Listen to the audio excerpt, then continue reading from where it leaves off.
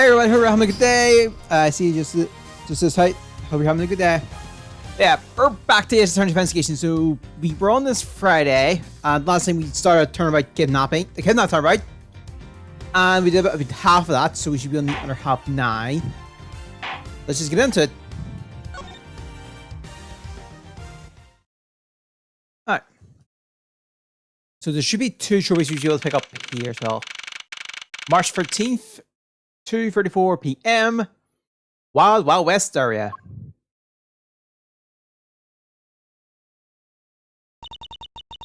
Looks like we got the boot again. Oh, looks like we got the boot again. If land's safe, the focus of the investigation will shift solely onto the murder. You mean the infighting between the kidnappers? Yes, and also the identity of the remaining kidnappers. Like I said, just hope you're gonna get that. Yeah. Oh, it's my boy. Tell me it's true. Tell me you really found my boy.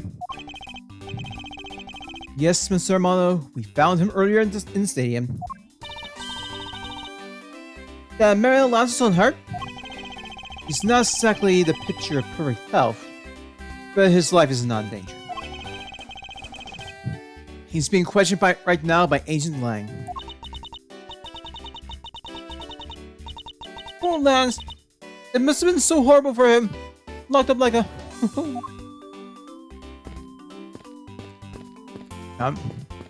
Yes, we can.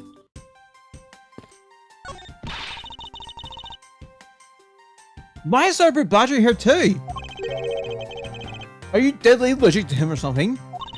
It's not that. It's more like the half smile on his face. It's really unsettling. She's disturbed by the half smile.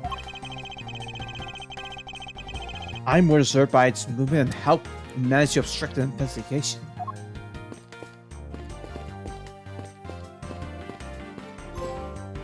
Right over here!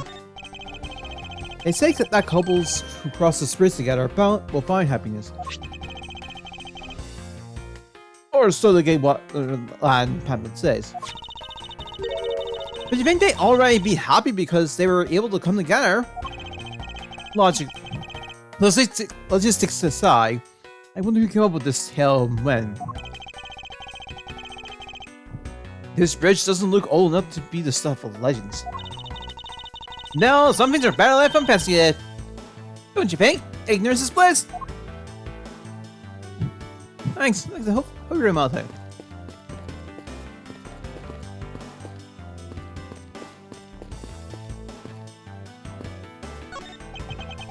To think they were but a hotel. Now they have their own safari park attraction. Talk about a terrible goulash of rides and attractions. Okay.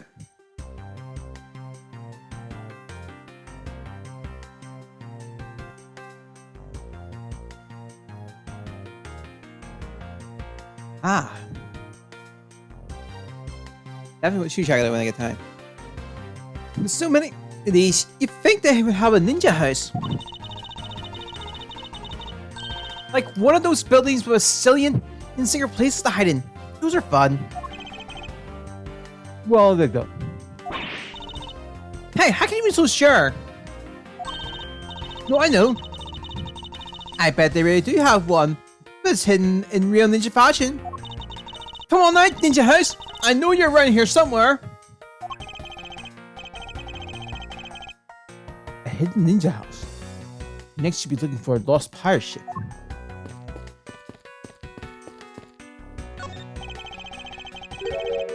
This man looks suspiciously like the Pinnock. Look at the lovely smile on the Blue Badger's face. Ah! It's looking at me! Make it stop! It's scary! It's alright, dear. You wanna know something? I was the one who created the Blue Badger. See? Look at his eyes. Don't they look just like Daddy's? It's scary! It's scary because they do look like yours, Daddy. Well, that was rather depressing. I think I better leave the two of them alone. On! We get the Blue Badger's Daddy.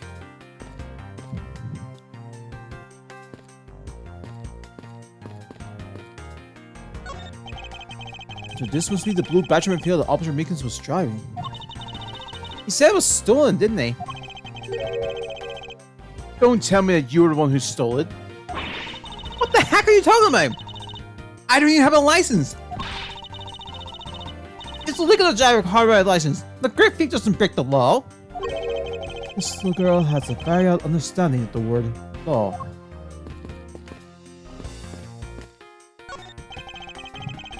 It's a set of tire tracks originating from the garage. Ah, so that means the car left from the garage at some time, right? Right. But for the car to leave these tracks, it would mean that it was left during the passing rain. That's the only explanation as to why these tracks are made of mud.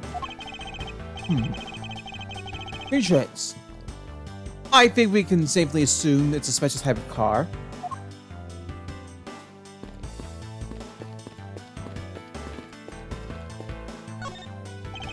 Treasure, sir! Good work, officer. Hey, Miss Treasure, I thought you wanted to talk with Mr. Malo, Miss Powell. I do, but perhaps I should start with them before I do anything else. Ha! I got you now, you foul criminals! I think the kidnappers would have better sense than hiding in these. Oh, come on, lighten up, will ya? I was only joking. I don't really think that the criminal would be hiding here, right in front of two officers. I certainly hope not. Excuse me, what would you through here? Sorry, can't let anyone through. Agent Lang's orders. Suppose I'll have to deal with this impasse for now.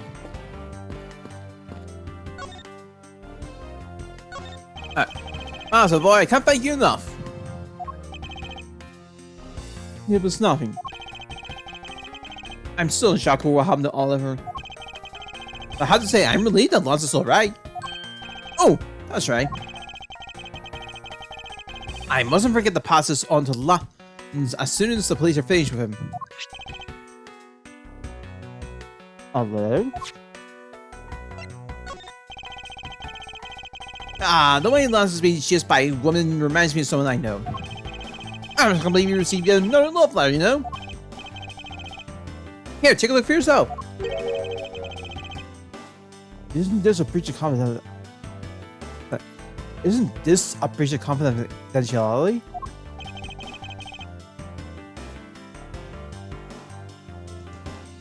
It's a very simple love letter. Oh, hey, let me see. That's really weird. It's from a loan company, Tendy Lander. Looks more like a collection bill to me. Okay.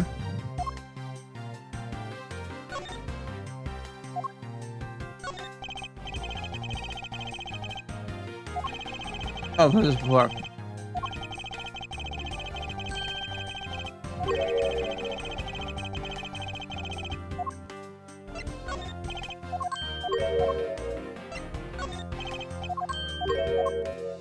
Means we have 70%.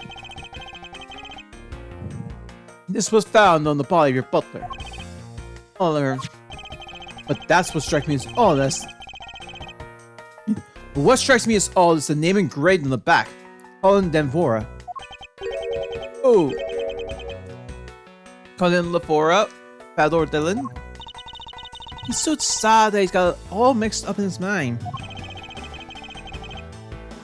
I understand, but that last one wasn't even close. He served me well for such a long time. What are you going to do with him? I'm afraid my money will continue to be dampened by my tears and the long.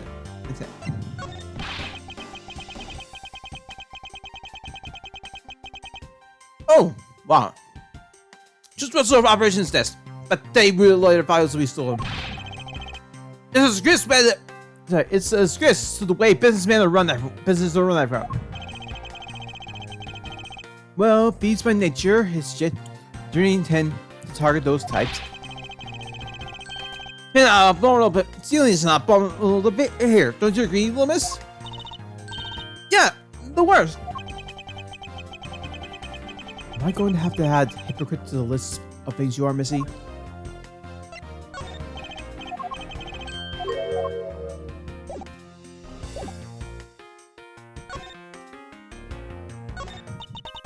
He loves me. He loves me now. He loves me. He loves me now. Ah, that's the 12th one. No, you can't give Lord. Just one more try. It's juicy, but I can't help but feel a bit sorry for all the flowers you've gone through. I suppose if they were me, then... I believe you said that you were Lance's girlfriend when we first met, correct? Well, I am, but... Oh, it's not like we both think of each other as lovers. He did give me this ring. So I guess we're not just friends either. I mean, because this isn't just any ordinary ring. It tastes so sweet when you lick it. It's so wonderful. You mean to tell me that he gave you a lollipop ring? So which is it? Have you guys not decided if you're going out? Or is it just one-sided? Decided? Shouldn't the parties evolve naturally, you just know? My father used to work for Mr. Romano. And so, let's not group together. He said hello to Lloyd. I don't see how that's anything to be embarrassed about. So your father was an employee at the what did he do? I heard Shell was to fly around the world. On Pegasus. Pegasus? Oh, Pegasus is the name of the airplane. The airplane belonged to the company. How are you there for a second? Night. Don't change my father. He isn't around anymore. Oh, I see. About 10 years ago, he rode in Pegasus off somewhere and never returned. Riding Pegasus to whereabouts unknown. Sounds like the stuff of legends are made of. It's been so long, I don't think I recognize him if we were to ever meet again. I'm so sorry, Lauren. But I won't give in to the sadness. I have to live. Yes, Lauren, live.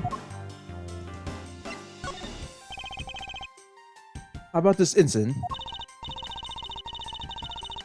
Incident? Isn't the kidnapping already over and dealt with?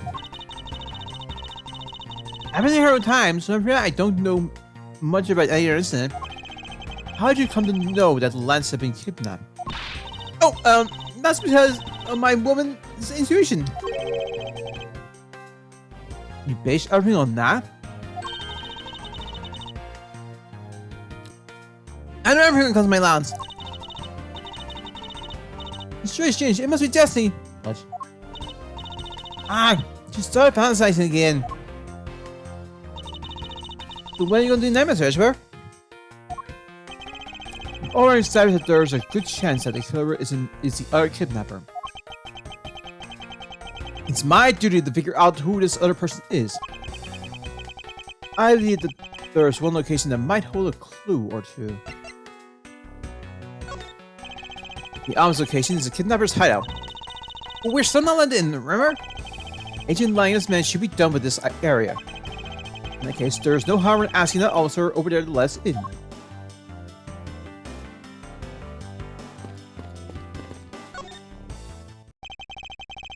What do you have to report?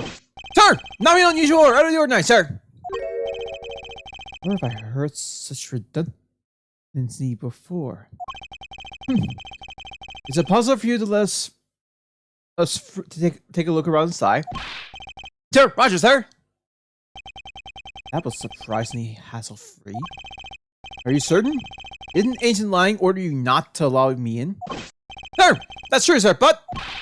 Detective Gumshoe asked me personally to let you in, sir. I can't refuse a request from him. Wow, looks like Detective Gumshoe has a following. Furthermore, I was asked to give this document to you, sir. What is this? The man in this picture. Isn't that Mr. Oliver Deacon? But the name here says Colin Danforth.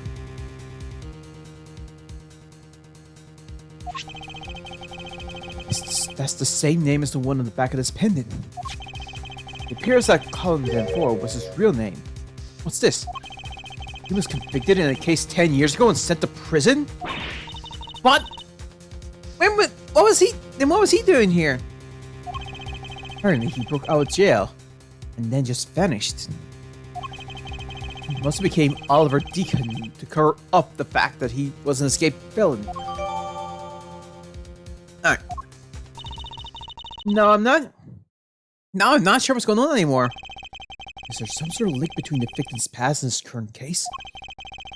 These police documents are rather detailed. I should take the time to give him a thorough read eventually.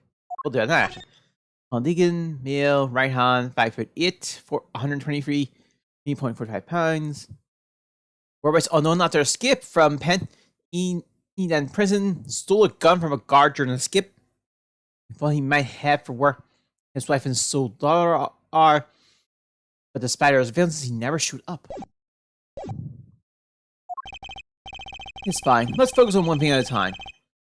Starting with the kidnapper's hideout. Yes, I agree. We should investigate first. Think later. More than thinking things through, I think you should try remembering things first.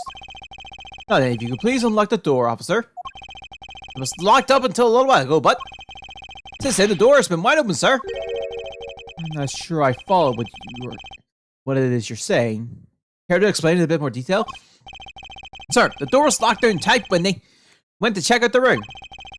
So they got about 10 officers to help break the door down, sir. I see. I guess that means I get Engine Lang's leftovers. Well, let's see what we can find. March 13th, 2:55 p.m. Kidnapper's Hideout. This is where the kidnappers planned their foul deed. Well, you were tied up for a while in the room next door. Hey, please, must you bring that up again? Now then, down to business. There might be some clues left in this room. Let's try to find out what we can of the other kidnapper's identity.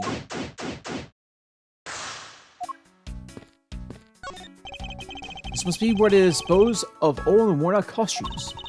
That's so sad. It seemed that they threw the costume away in pieces. In the hideout, there was a trash bin of old and useless costumes. Oh, they have barrels like these just outside! Yes, and...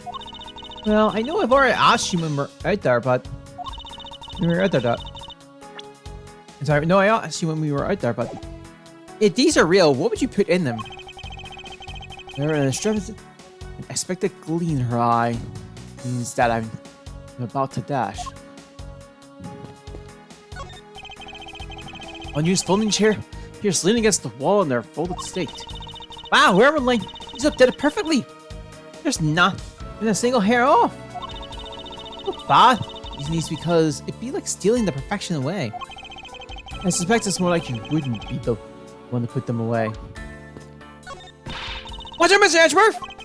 It's a broken mirror. Probably came from the haunted house. Why is this here? Are they planning to repair it? A sign advertising the photo rally. Something I have absolutely no interest in. Yeah, but I do. I'm gonna get my hands on the rest of the Badger family. You'll see. He's definitely bringing the decisively different atmosphere to a criminal investigation. I won't rest until I inspect it up. Cheap styrofoam cups. Looks like there's only 3 cups used. 3 cups. They were on top of the table. The coffee looks like it was poured today.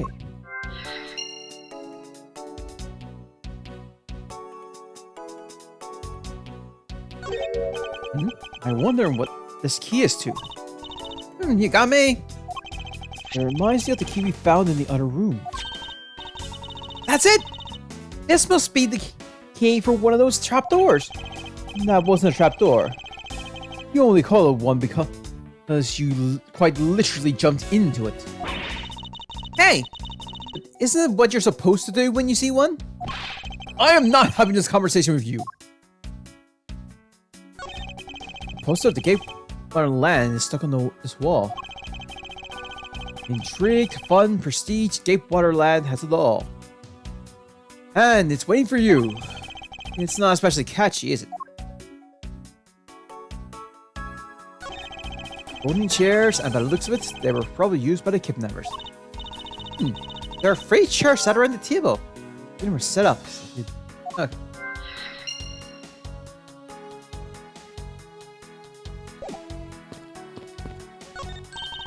Hey, there's a trapdoor in this room too.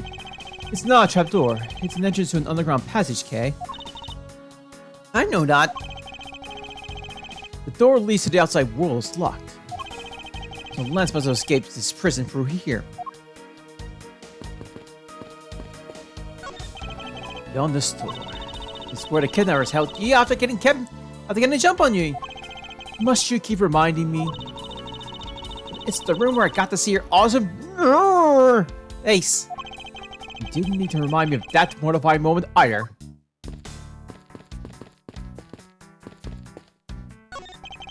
This door is thoroughly broken thanks to the police who forced it open.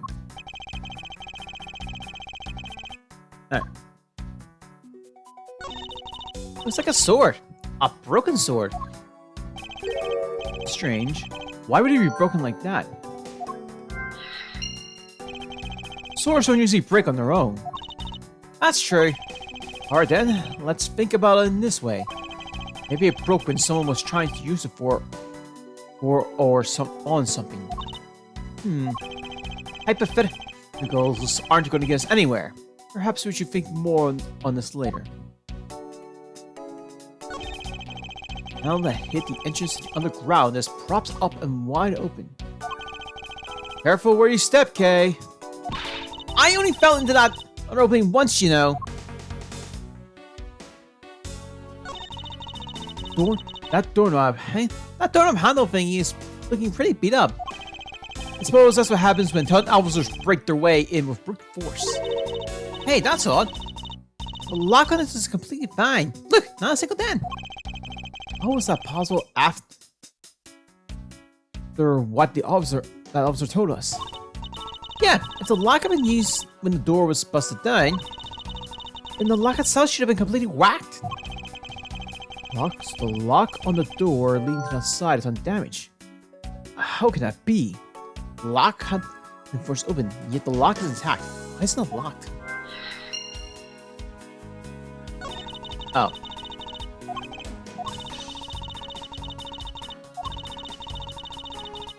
Do I have skip tax on?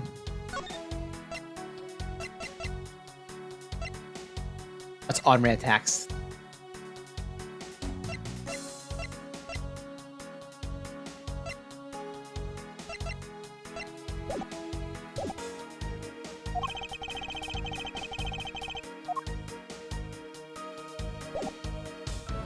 Let's check the logic line.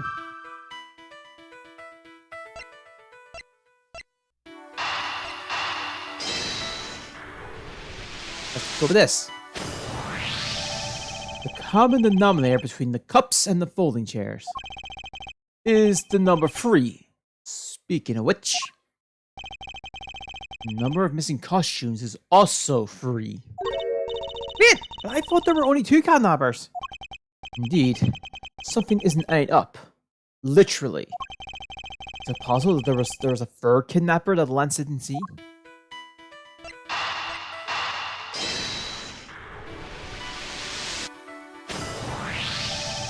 It's a bit strange that the police had to force their way into an unlocked door. One look at the pristine door lock, and anyone can see that it was not in use at the time. But the policeman outside said it took 10 men to get it open. A door that was locked tight, despite it being not locked at all. It can only be because of this. Oh, you mean? Yes, it was used to jam the door. Here, take a look at the door handle. Do you see how the handle was completely destroyed? So that's how the sword broke. Alright. Thought that we might uncover the true identity of the kidnappers. But instead, we only uncovered more questions that need to be answered. Ah! What is it? Well, Mr. Archer, am I correct? What are you doing here? Suddenly popping out of the secret entrance like that? This is an underground passage used by staff members, sir. We badgers also make use of it in our duties. Look, why don't you get out of there first, then we'll talk, okay? I beg your pardon, miss. Turtle Badger, get! Alright! Only one more to go! What are you getting excited all about? All excited about? Did you forget the folder rally? Duh! See, look. Now all I have to do is get a picture of the Bad Badger and I'm done! Yes. I vaguely recall a contest or something of that sort.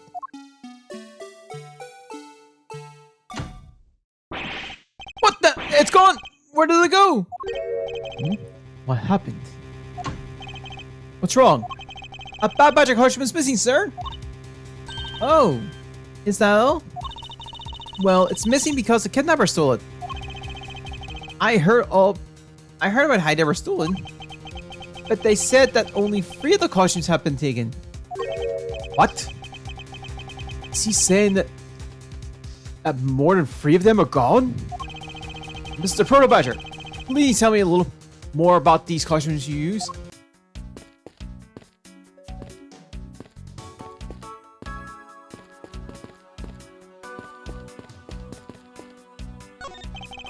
What do you mean by a Bad Badger costume is missing? Well, just as I said, sir, we are 1 Bad Badger short. Hunting the spares, we have 2 of each costume on hand at all times. Okay, but because one of them is walking around in the park, the other should be in that room. Actually, both of them should be in that room. Huh? What do you mean? Normally, we don't use the Bad Badger costume. In fact, we only use them during a certain event at a set time each day. It's the stage show where the Bad Badger wreaks havoc around the park. And the other badgers must work together to apprehend him, sir. I'm speechless that such a show exists. Well, sir, I'm just trying to explain that to you, the only time we use that costume. And doesn't that make it near impossible to take a picture of the Bad Badger? Personally, I can't believe that it's this close to the show time and there's no costume. Oh dear, what am I to do, sir? All this basically means that the kidnapper stole 4 costumes in total. Then, are you saying that there are 4 kidnappers? No, I don't think that's very likely. Oh? Recall the costumes for a minute. Stolen ones, you mean? What proves that the 4th kidnapper does not exist? Take that! If you have 4 people, then you had wanted to steal a 4th costume, wouldn't you naturally go for a full set and steal Pink Badger's costume instead? Yeah, that makes sense! And yet the kidnapper decided to steal another Bad Badger. I believe the culprit needed 2 Badger costumes. The question is, why? The 4th costume was the 4th stolen costume by a 3-person kidnapper. Whatever is the other costume?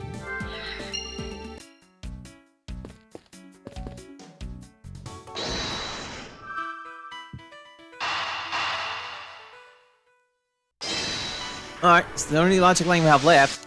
The 2nd Bad Badger costume. I believe we may be closer at hand than we think. Huh? What do you mean? Costume in the trash. Wouldn't you say it's wearing a certain telltale pants? Hey, you're right! Let's get it out and take a look! As I suspected, it's the Bad Badger's costume. Well, minus the head.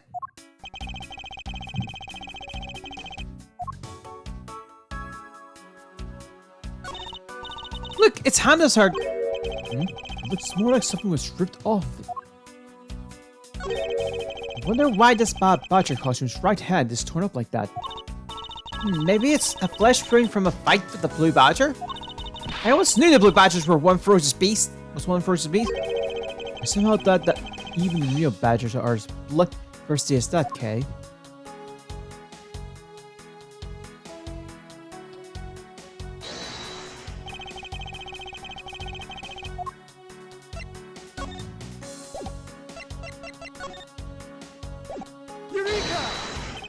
I believe what we have here is an inconsistency.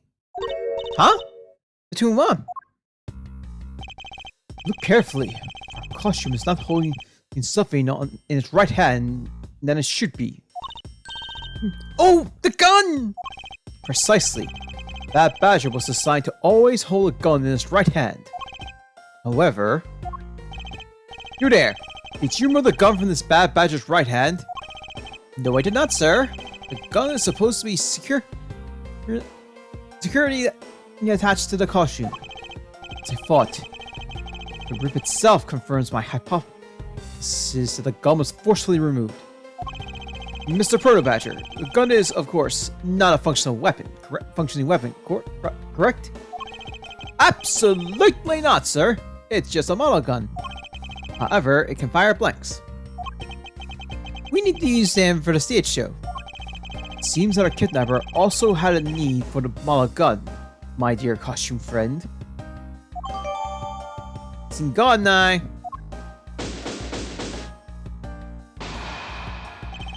I think we're about done with this room. So what's next?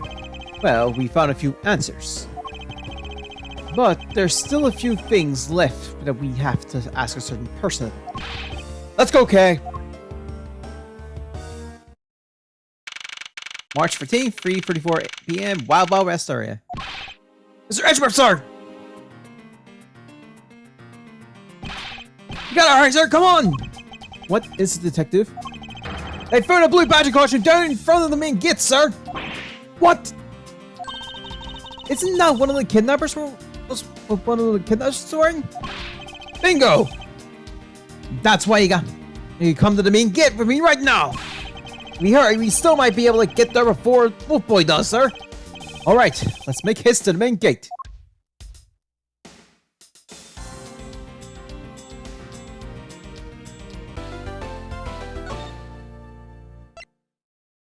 Alright. And then we also got the two trophies that are related to this. Yes, so Battle Competition Former. Oh, so we're at the end now. March 14th, 3:45 p.m. Gatewater Lawn, main gate. Where's the costume detective, Gumshoe? Just the other side of the finding, sir!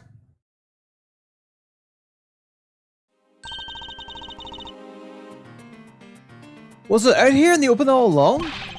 No, it was covered in the tall grass back there. We rode down here in order to examine it more thoroughly. And let's get down to it.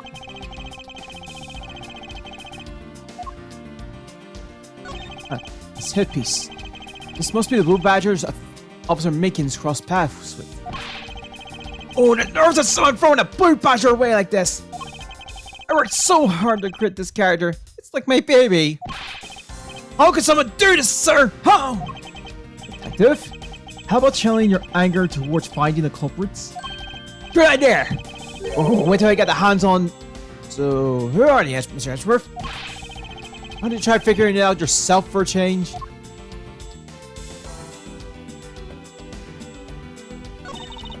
It's the Blue Badger's Pony section.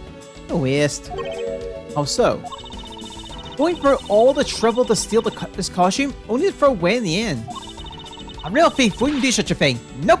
No way. I wouldn't think a real thief would steal something so gaudy to begin with. What do we have here? Oh, it's another pendant!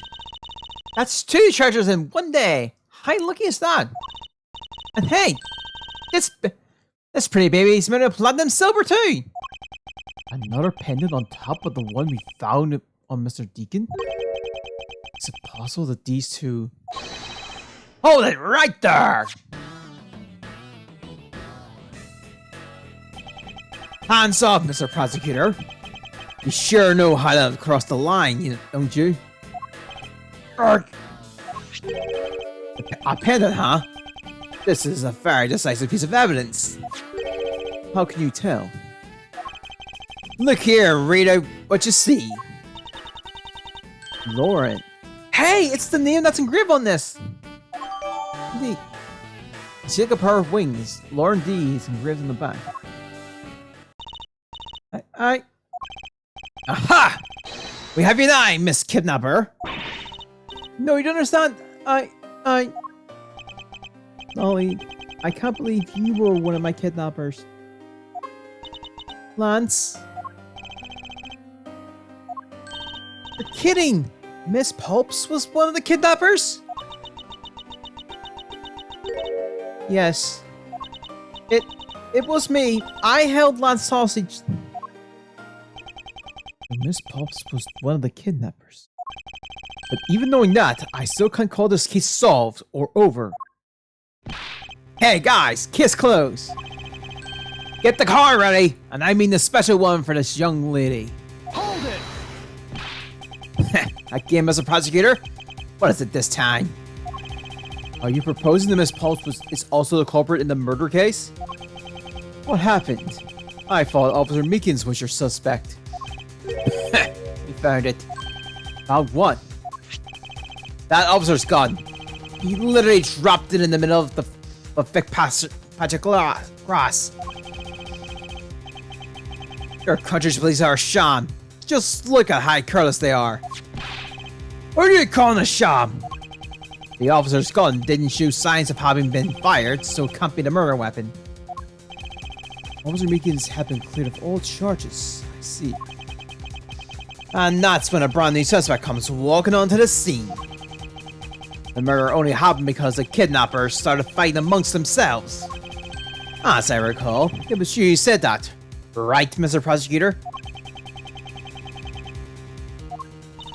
Miss Pulps, did you really kill Mr. Deegan? Yes, I killed him. I can't believe it! Thanks for the confession. Objection! Agent 9, it's much too early to declare this case closed. Look at you, so sure of yourself. You've got the culprit's own confession and some very incriminating evidence. What more could you ask for? Miss Lauren Pulps. Yes? Yeah. Not there yet. I want to hear from you.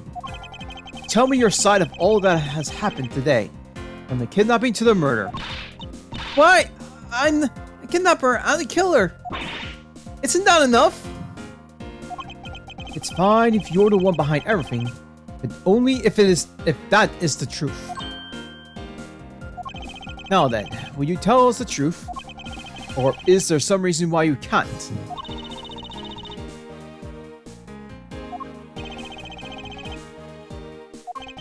I've had a change of heart. I think I'll enjoy seeing you suck away at the losing mutt. Like, as the losing mutt. Alright, you heard me. Let's hear about all the evil deeds you committed today. Sir Paul's confession. I'm the one who came up with the kidnapping plan. Sorry, the one who came up with the kidnapping plan was the butler, Mr. Deacon. We knew that we could get rich by holding Lance hostage. Mr. Armando would pay anything to get his son back after all. Everything was going according to plan, but as soon as we got the money, Mr. Deacon turned on me and tried to kill me. There, are you satisfied? She's confessed to her crime a second time. At least you have the guts to admit what you've done. I can at least respect that much. Mr. Pops, is what you said really the truth? Yes, it is. That was the truth. It certainly isn't the whole truth. Because there is something that seems a bit too improbable in her confession.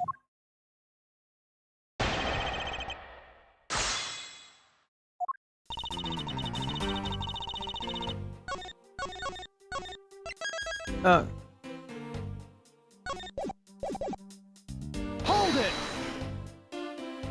How well did you know the victim? I've spoken with her only a few times at Lance's house.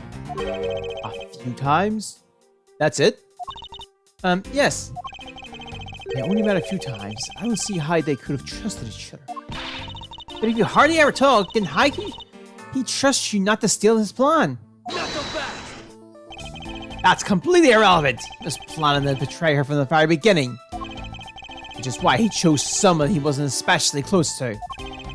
Isn't that right, Shana? Shana. No. Yes, however, Mrs. Deacon made a very poor choice. In the end, he was killed by the one he intended to portray himself. Ha! I bet I didn't see that one coming.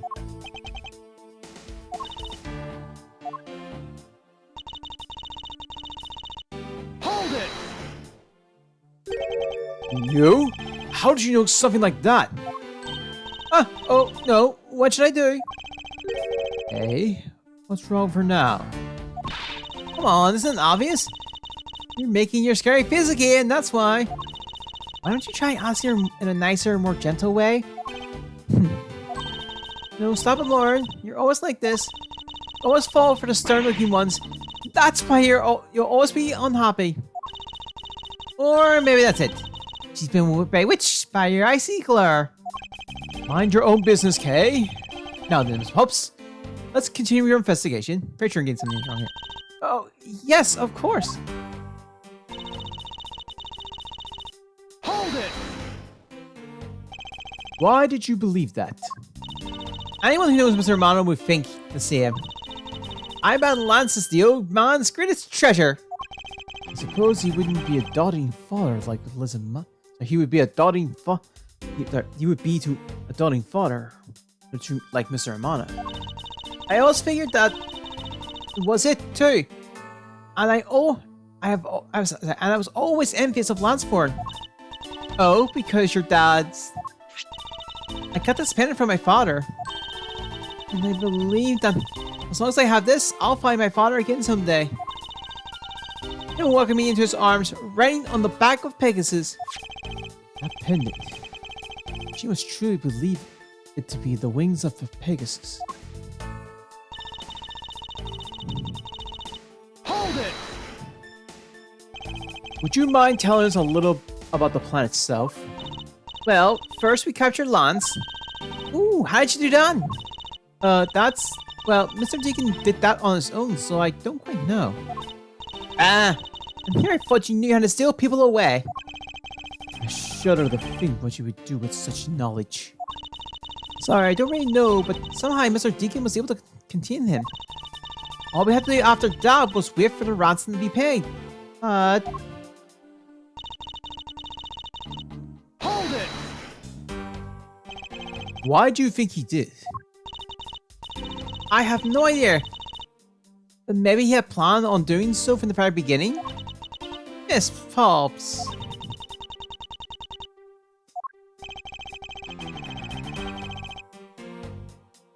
Wait, Mr. Deacon planned to kill Miss Pops from the very beginning?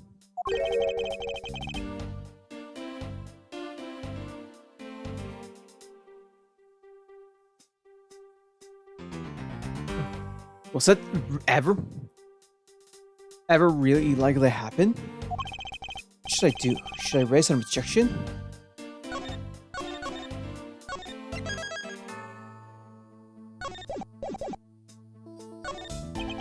I'm sorry, but I don't think what you just claimed is all that likely.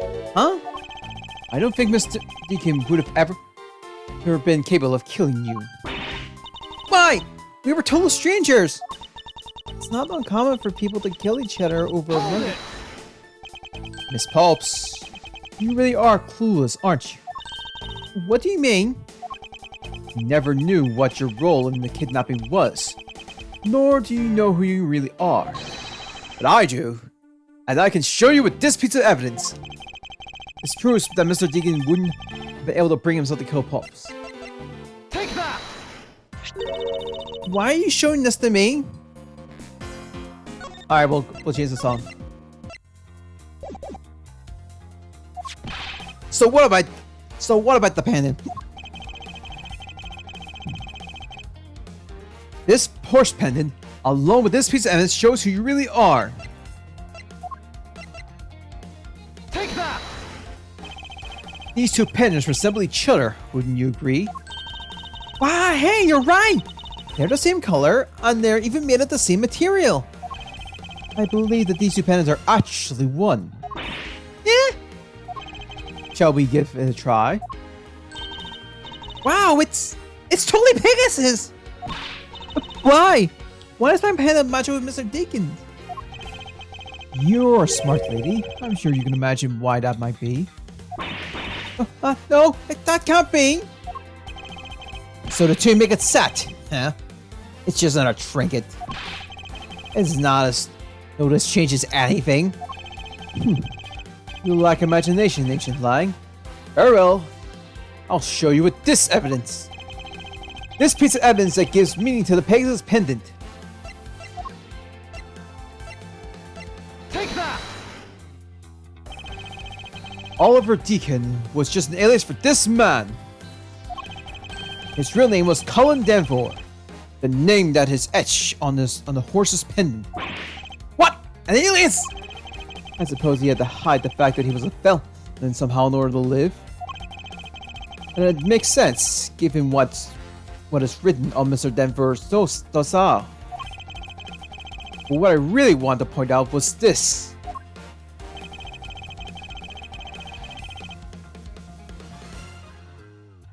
Alright.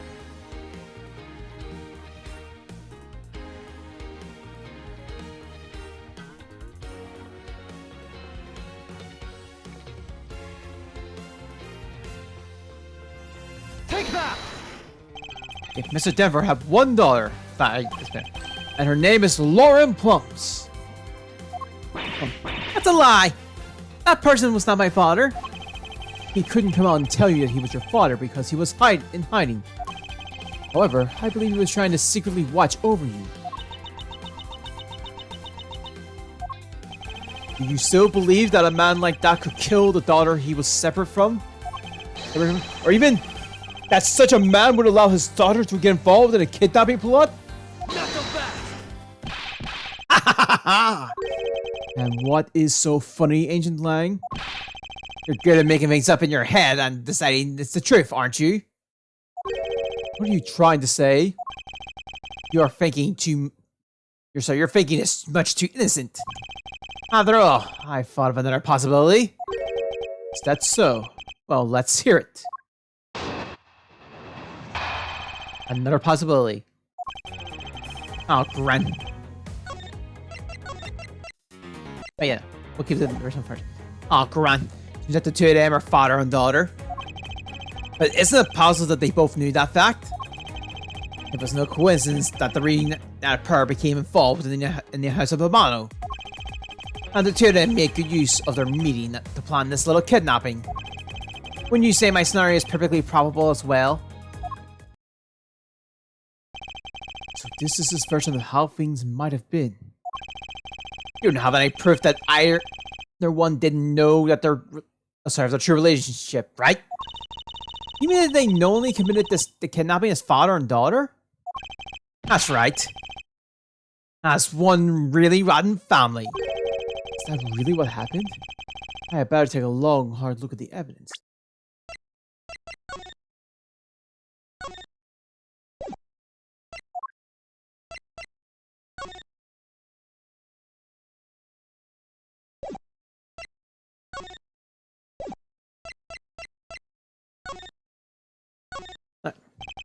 It's a pendant in the shape of a pair of wings. It has a rather nice aesthetic to it. Hey, nice to see that even you can appreciate this beauty. Things made of platinum silver tend to have a nice feeling about them. You know, I was only talking about its shape, Kay. Oh, is that what you're talking about? But you know, if we were talking about the winged ships, I think the brooch on my scarf is way cooler. But that is not made of platinum silver, is it? It's handmade, okay? I'm sorry it's not made of the expensive stuff. She made that by herself? It's incredibly well crafted. Lauren D is engraved into this pendant. I see that they wrote her first name. Why just the D? Maybe it's the result of poor planning? I guess, but at least if I had to short my name, I could make a K for a day. That way, even if you just send it, it still says my name, K for a day. I suppose if I had to do the same, I would also abbreviate to M. Edgeworth. Hold on. I think you abbreviated to M.E. Get it? Who would have thought that this little pendant could stir up such a strange conversation?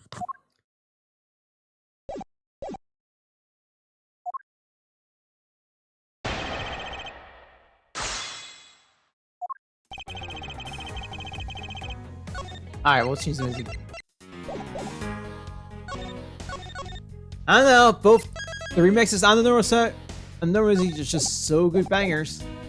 Hold it! I can't ignore the other. Precisely. And what father would ever willingly kill his own daughter? Not so fast! I've seen a lot of things in my travels. And I can tell you that being related by blood is sometimes proof of nothing. Hold it! You think they knew? Yeah, I don't think only the victim knew. I think the girl realized it as well. They both knew who the other person was.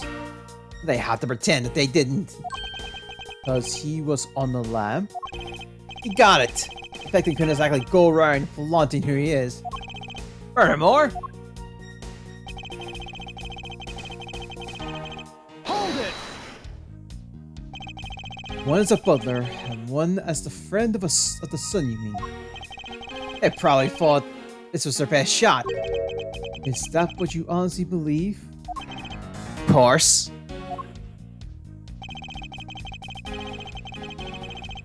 Hold it! How? You mean how they plotted to commit this crime as blood relatives? You can think of can you think of a better partner? They certainly are a clever pair.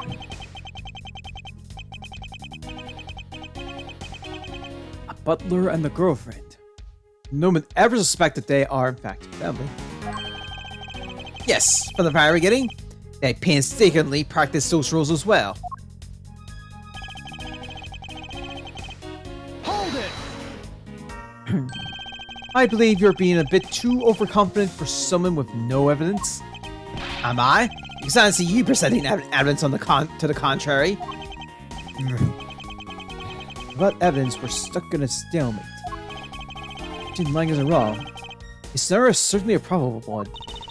You better hurry and do something, or Lauren's gonna wind up looking really bad. I know. First thing first, is Agent Lang's line of logic actually correct? The two of them really knowingly commit the crime as father and daughter?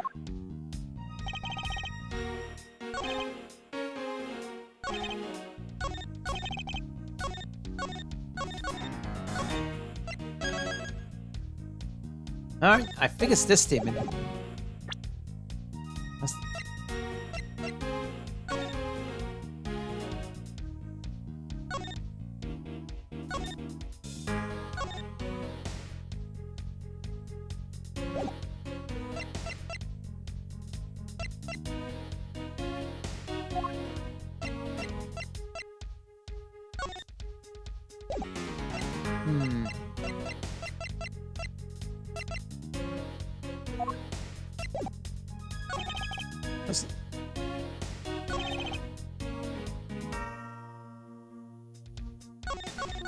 Let's...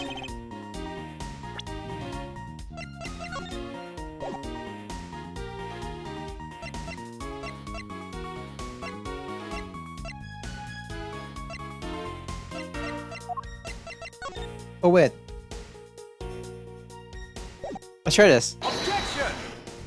Nope. That statement just now stands in contradiction to this piece of evidence. Nothing has nothing to do with what I'm saying. Now put it away. And your logic is so badly in need of a repair that you might as well throw it out too. This is the real deal here. Your courtroom mannerisms are worthless at a crime scene. You dare to insult the courts?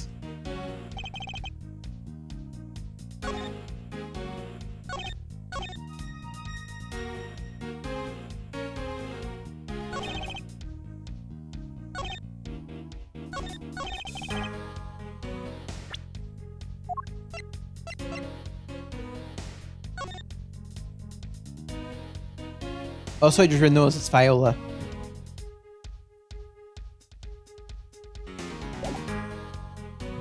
Oh god, it's Viola.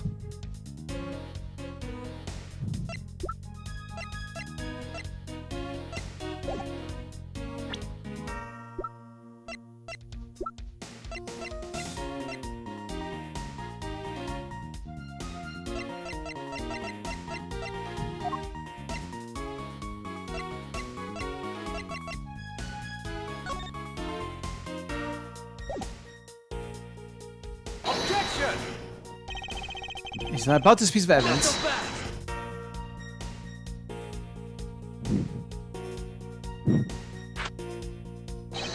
Lan Xing said, confidence is like a soul, and words without confidence are but empty shells.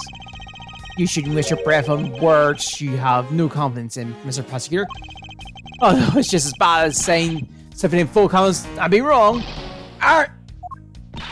Are you going to land lecture about your self-confidence like that? I don't need to be overwhelmed with self-confidence. I need to think rationally. Bro, I don't need to be confident in the facts.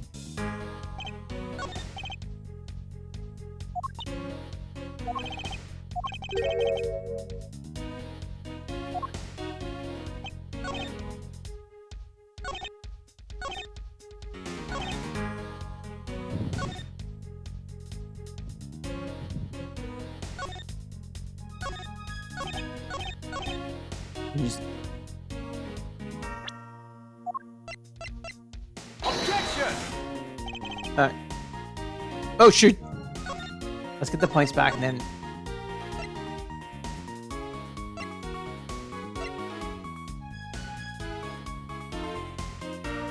It's a few minutes back. Should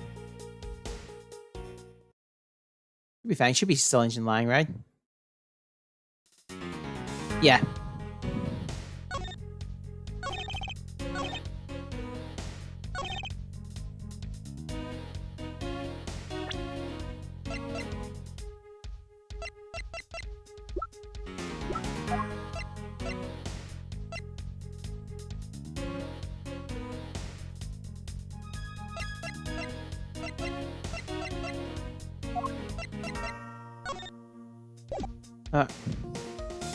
Objection!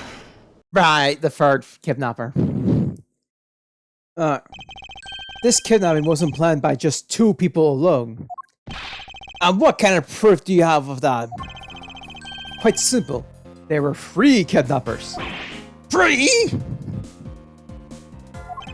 4 costumes were stolen from the Wild Wild West backroom. Sorry. We found one of them in the kidnapper's hideout.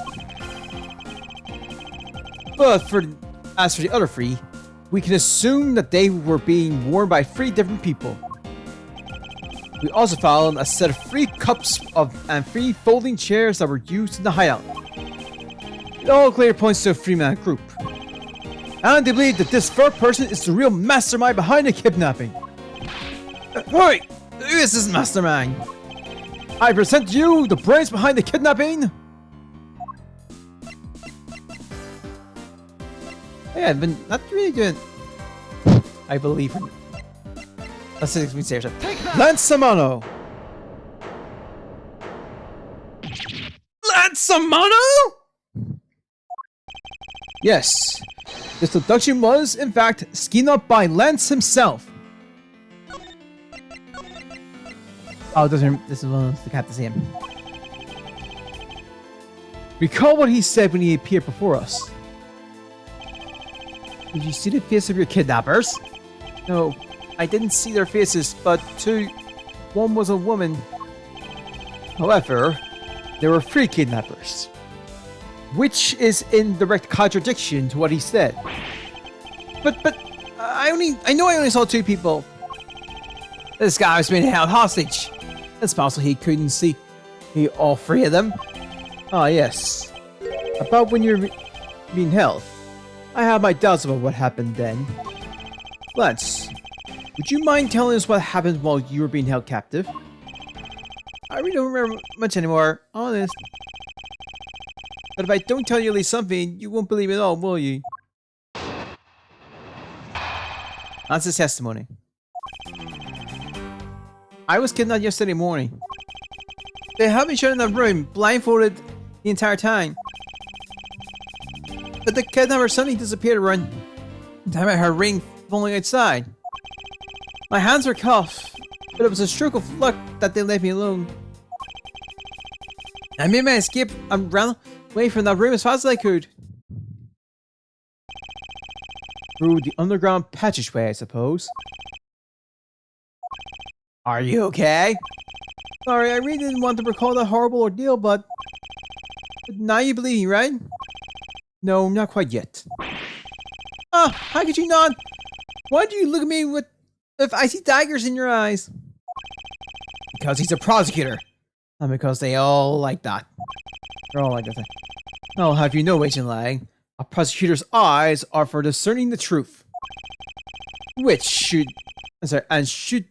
they be interpreted as to be cruel at times? Interpreted as to be cruel at times? Then so be it. There is a sticking point in Lance's testimony. Let's see what he offers when I push it a little.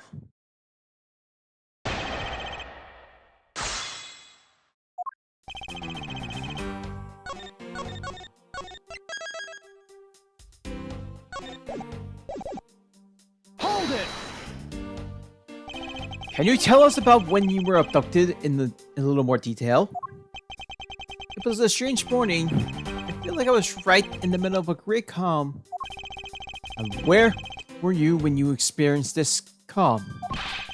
Our family garden, of course. Where else could it have been? Well, excuse me for asking. This child's more princess than prince. Ah, I see the reference. I was taking a walk to shake off the morning bleh. And out of the blue, someone from behind clamped a hand over my mouth. Didn't see your attacker. They must have used some drug to knock me out. Because before I knew it, I was off in La La Land again. When I woke up, I was in the kidnapper's hideout already, all tied up. Hold it!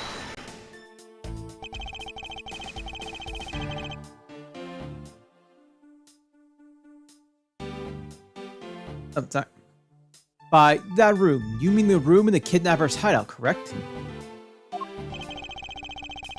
Yes, but I was blindfolded the whole time, so I didn't know that until I made my escape.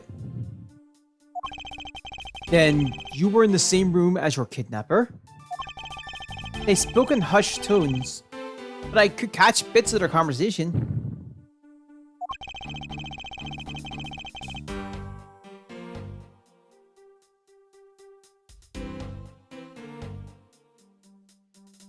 Alright. But it was definitely two people, and one of them was definitely a woman.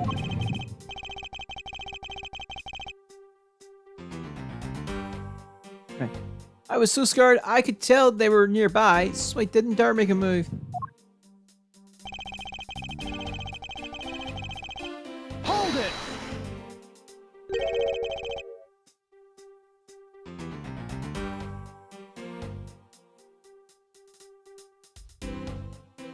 Alright. The kidnappers disappeared? Sorry.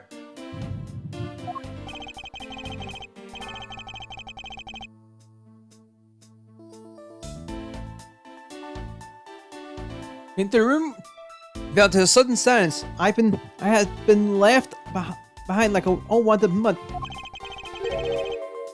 And what do you mean by unwanted mutt? What a pointless question. It's not like it's gonna tell you anything new, you know. It's a poetic smile. Smile. You should learn how to use them too. You may look refined on the outside. It's no good if you're not refined on the inside as well. Hold it! Then those cuffs on your wrists. I suppose you are so cuffed in that case. I am well aware of how I am chained to reality. I couldn't find the key, so I'm afraid I am stuck like this. Even though I escaped from that jail cell, I will forever be a prisoner. Hold it! How did you manage to escape? I wanted to just get out of there, but the door leading inside was locked. Which is why I had to use the underground passageway to make my escape. I remember our escape to be equally as hard. This is an invaluable piece of testimony. I mustn't let it go unexamined. The door leading inside was locked tight, so I had to use the underground passageway. Hold it! By underground passageway, you mean the one the staff used to travel unnoticed? I suppose that's what it's for, but I didn't run into any staff members on my way home. And once I was up top, I was busy trying to find a member of police. And that's when you found us congregated at the stadium, I suppose. Let me ask you then, how did you get a hold of the key to the underground door? That was easy. It was hanging right there on the wall. I do recall a key hanging on the wall right beside the table. Oh, does that bring back memories of our situation and how we made our escape? Indeed. And although the door in the room in the floor of our room led to an underground room, door in the room of the room next door in the floor of the next room over had a secret passageway. A secret passageway under a theme park? Ooh, that just sounds like so much fun. I wonder, is there something off about the way Lance made his escape? Well, I've seen the flaw.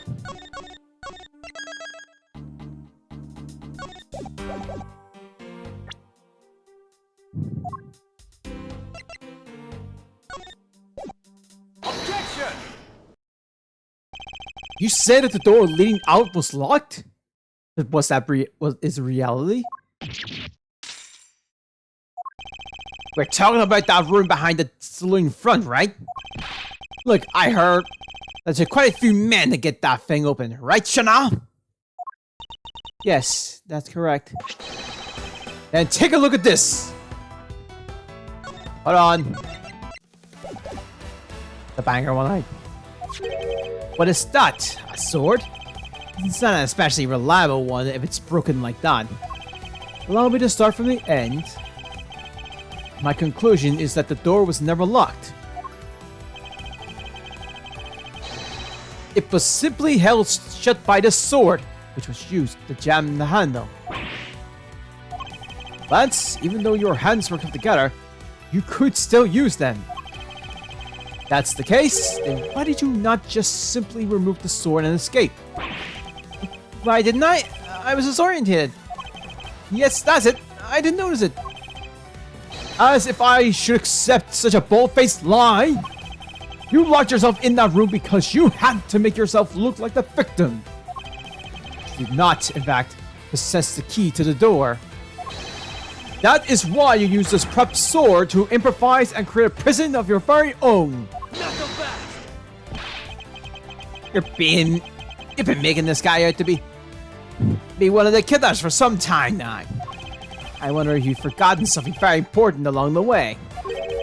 And what would that be? A motive. What else? Do you honestly think that an upright, pure boy like him would hatch a completely pointless scheme such as kidnapping himself? Objection!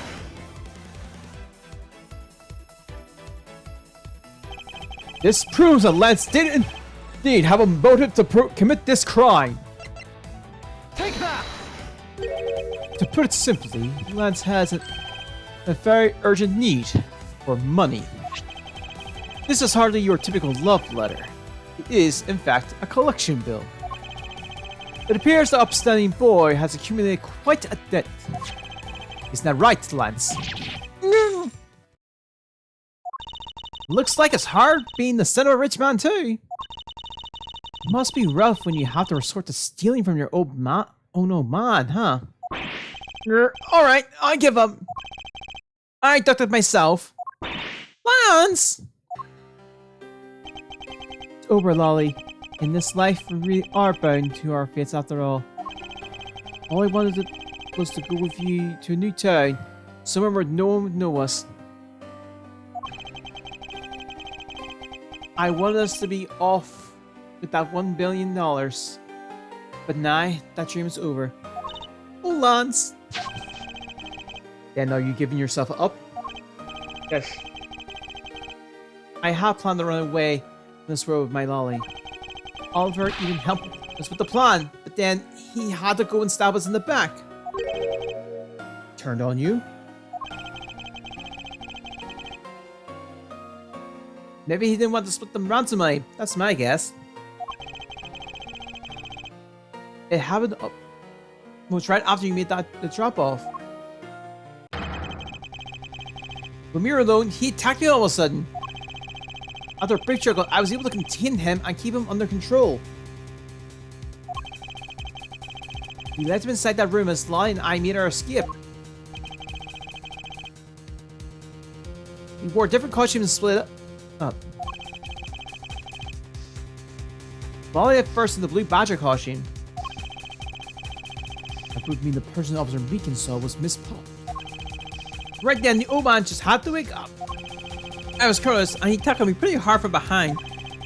Then Oliver put it on a bad badger costume. He took the suitcase with $1 million and ran. I contacted Lolly right away. I warned her that he had a gun. They had no idea that they were really a slight fun, and that it would only end hard. That it could only end badly. I still believe it. That person was not my father. Because if he was, I just killed my own father. Holy, then it really was you? Cheating the offense. That was not my father. I mean, because at the stadium, there was a bad badger pulling a suitcase with the $1 million in it. That badger pointed his gun at me, aiming to shoot me dead. That's why I used the gun I got from Lance. There was a gunshot, the other person crumbled to the ground, and I ran, scared for my life. I think the big picture is finally coming into focus, don't you? Well, forgive me. I didn't think it would turn into something so frightening. If only I could have protected you. So Miss Pops, she shot her own dad without even knowing who he really was? If what she says is true, are you saying she's lying? But why would she lie about something like that? What purpose would it serve? You would be surprised how often people lie without even realizing it themselves, Kay. Huh? What's that supposed to mean? What I mean is, listen carefully to her confession once more and you'll see.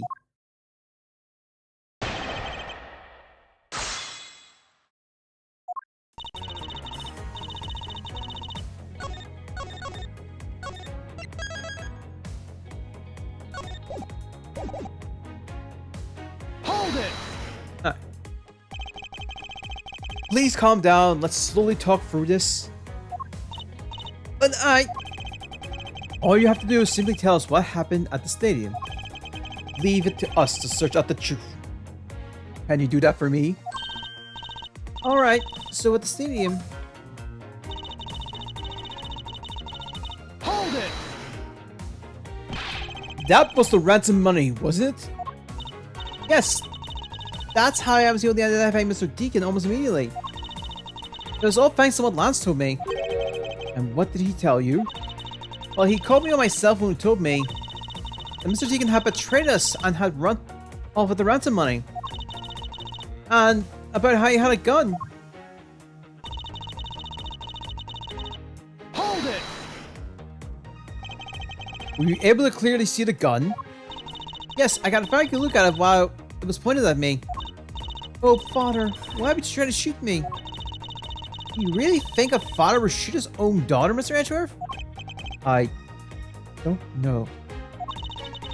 I don't want to believe it myself. But it's true, my father was left almost raised with a gun in it. But it's sure not me. I'm about to die, Vaughn. Miss Pops! Please calm down and take a deep breath. And then, would you allow me to please hear that last statement one more time? Yes, of course! That badger pointed a gun in his left hand at me, aiming to shoot me dead. Hold it! And you felt that your life was in danger, correct? Yes, I'm about to die, I thought. So... Hold it! You shot Mr. Deacon? Miss Pops? Yes, I shot him. Ha ha ha! That, as they say, is done. Agent lying, Miss Pops is far from done. You hasn't even finished your testimony yet. You're going to continue questioning her? What a waste of time. Miss Pops, if you please. Alright.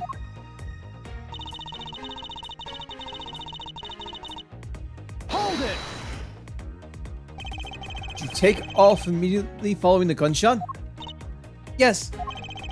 And you didn't attempt to approach the victim at all after he was shot? I was scared.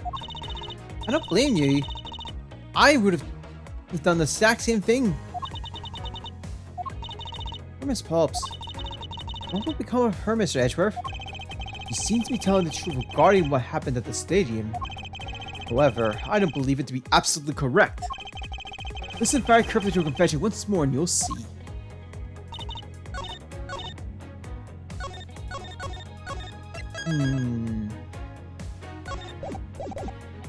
So, the only badger of a gun has it on his right hand, not his left. Objection! Shoot! I got too cocky just now. It's not polite to... Miss Pops, this evidence stands in clear contradiction to your statement just now. Huh? Where? It's not polite to confuse poor help. Discuss, Mr. Prosecutor. Until you have something significant to add, stuff that job up yours in your mouth. It's a Corvette, and it's a fashion statement, not a gag. Let me listen and then present my evidence.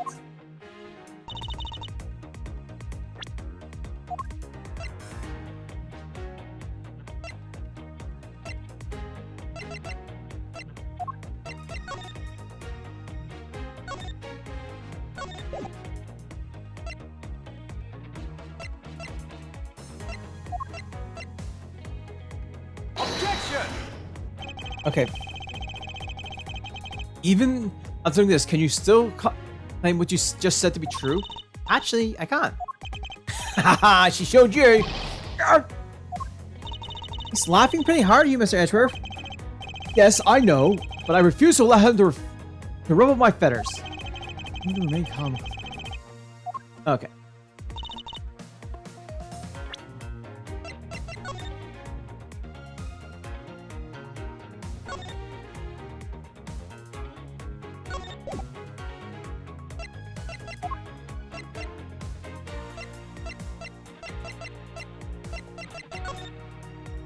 Right.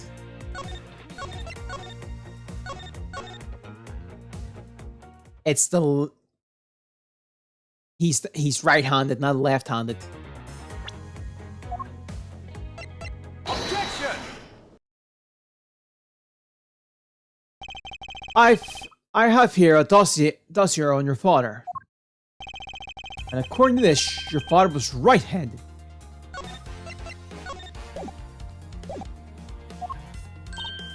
Then, the person pointing the gun at you from atop the stage was not Mr. Deacon. Not so fast! Hold on there, Mr. Prosecutor. I think you need to take a refresher course. I need to charge my controller.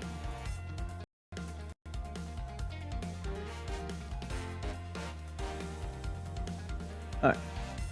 Thankfully, I can charge my... If I didn't drop my wire.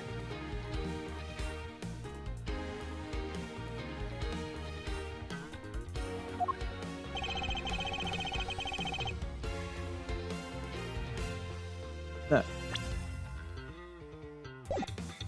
Oh yeah. The Bad Badger has a model gun attached to his right hand. Which is why the only hand he could have held the real gun was his left. Isn't it possible that it went down like that? Agent Lang, were you paying attention to what Miss Pops was saying? Then again, I suppose I can expect someone who has never set foot in court to catch it. Enough of the smugness! Over it already! This Pulp Turtles earlier. There was a bad badger pulling a suitcase with the $1 million in it. According to you, the bad badger has a gun in his left hand, which would mean that he was pulling the suitcase with his right hand. Is that correct, Miss Pulps? Yes, exactly. And I'm sure it was the bad badger. It had those huge sunglasses on his face. But if that's the case, even I can see that there's a huge contradiction. Yes, Miss Pulps claimed to have seen the bad badger. Yet the bad badger had both his hands full. These two positions contradict each other, so one must be wrong.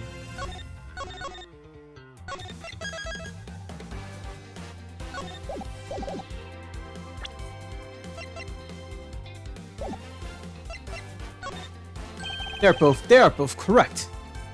Impossible! That belief is with an irresolvable contradiction. Miss Pulp's entire statement rests on the fact that you saw his sunglasses and beard.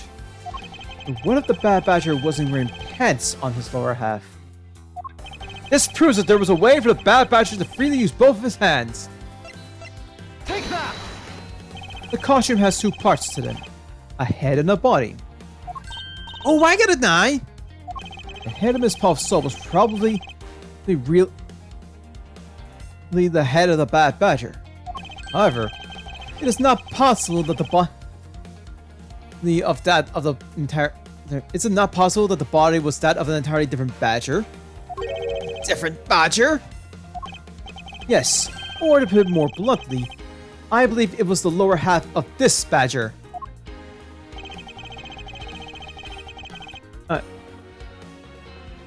The body of the bad badger must really belong to this badger.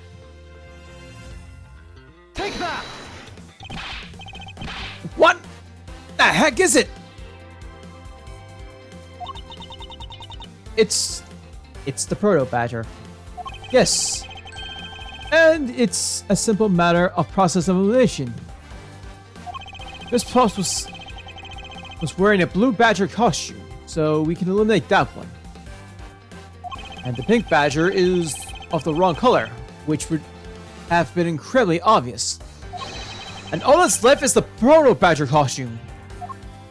Miss Pulps was one who wore the proto badger. Sorry, who was the one who wore the proto badger costume? That would be Lance. Not so fast! Are you saying that what I think you are? Miss Lancelot donned the bad badger's head. I pretended to be Mr. Deacon. On top of which she planned to shoot Miss Pulps while wearing that hideous thing. The stage of that was set up in the stadium was nothing more than that. The stage that was set up was more than that. A setup. And its purpose was to lead Miss Pulps into believing she had committed murder. Standing there in front of Miss Pulps and pretending to be the victim. It was all done so she would pull the trigger.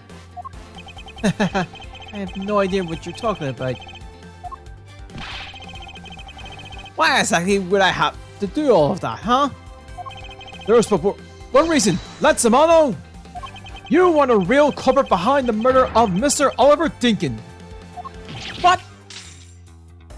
No! Slaughter, take it back! You take it back right now! Just out of curiosity, Lance, which is your dominant hand? I'm left-handed. But what does that have to do with anything? It depends. According to Miss Pulps, First Heckler held a gun in his left hand. Not so fast! Ha! Who is swat-handed doesn't prove a thing. And besides, now you're just being absurd. It's not like the Proto Badger is bulletproof. One misfire and he would have found himself dead, right? Objection! Of course. Logically, if he had been shot, he probably would be here with us. But I believe he had fought with that as well. I prepared accordingly. And this should be all the evidence you need. This is how Lance made sure that he wouldn't be hit by the bullet.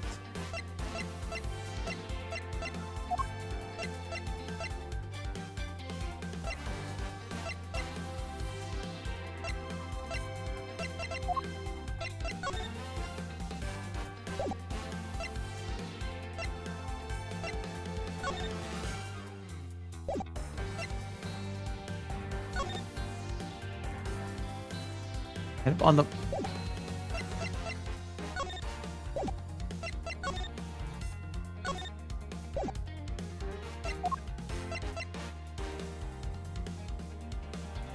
Ah, shoot.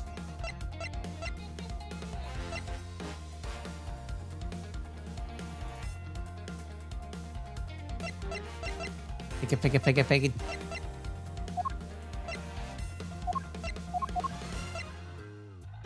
Take that! Oh, we found... Oh, okay, there we go. We found one half of the Bad Badger's costume in the hideout. A broken one. It was not the same one as the victim was wearing. Plus, it was missing something. And that something is a model gun that the Bad Badger carries, which can fire blanks. What? Miss Pulps, where is the gun you use now? I threw it away into the sea. That makes it a bit tough to verify what it was. Although I believe that we can safely assume that it was the model gun in question. Not so fast! I found enough. All you've been spouting so far is pure conjecture. I admit that as long as the model gun is lost to us, I can't prove I'm right. However, I can say that the probability that I'm right is very high. Okay, let's pretend you're right, and that the scene was a fabrication. In that case, where do you think the murder really took place, Mr. Prosecutor?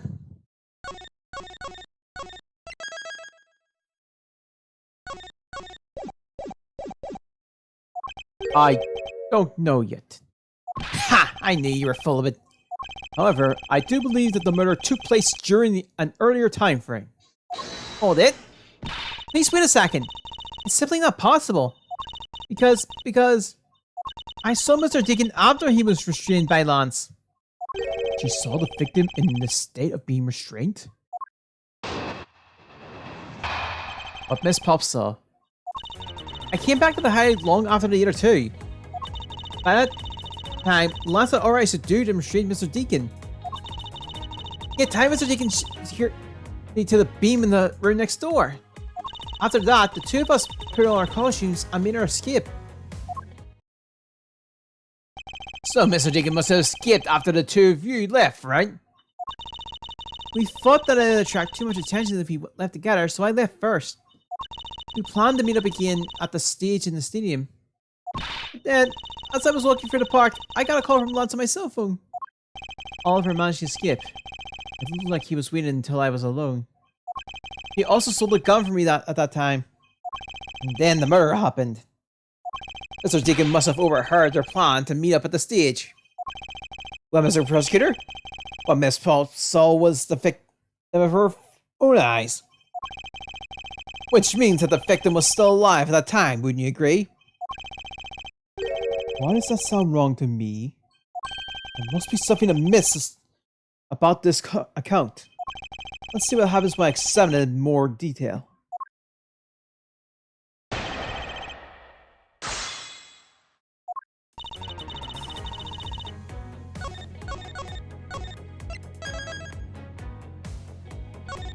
Alright.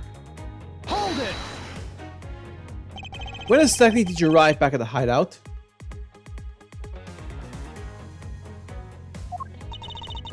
Just after we pick up the ransom money. And where were you up until the time you returned? I was scouting the park out and making preparations for our escape.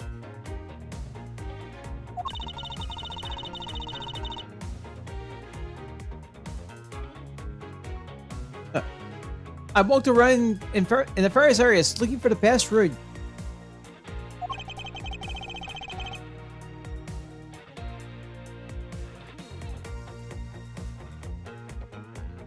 Ah, so each of them had their own roles to play.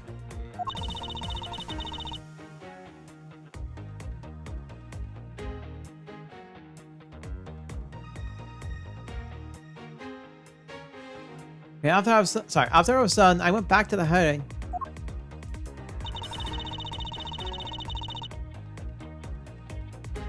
Hold it! How did Lance look at the time? He looks shocked.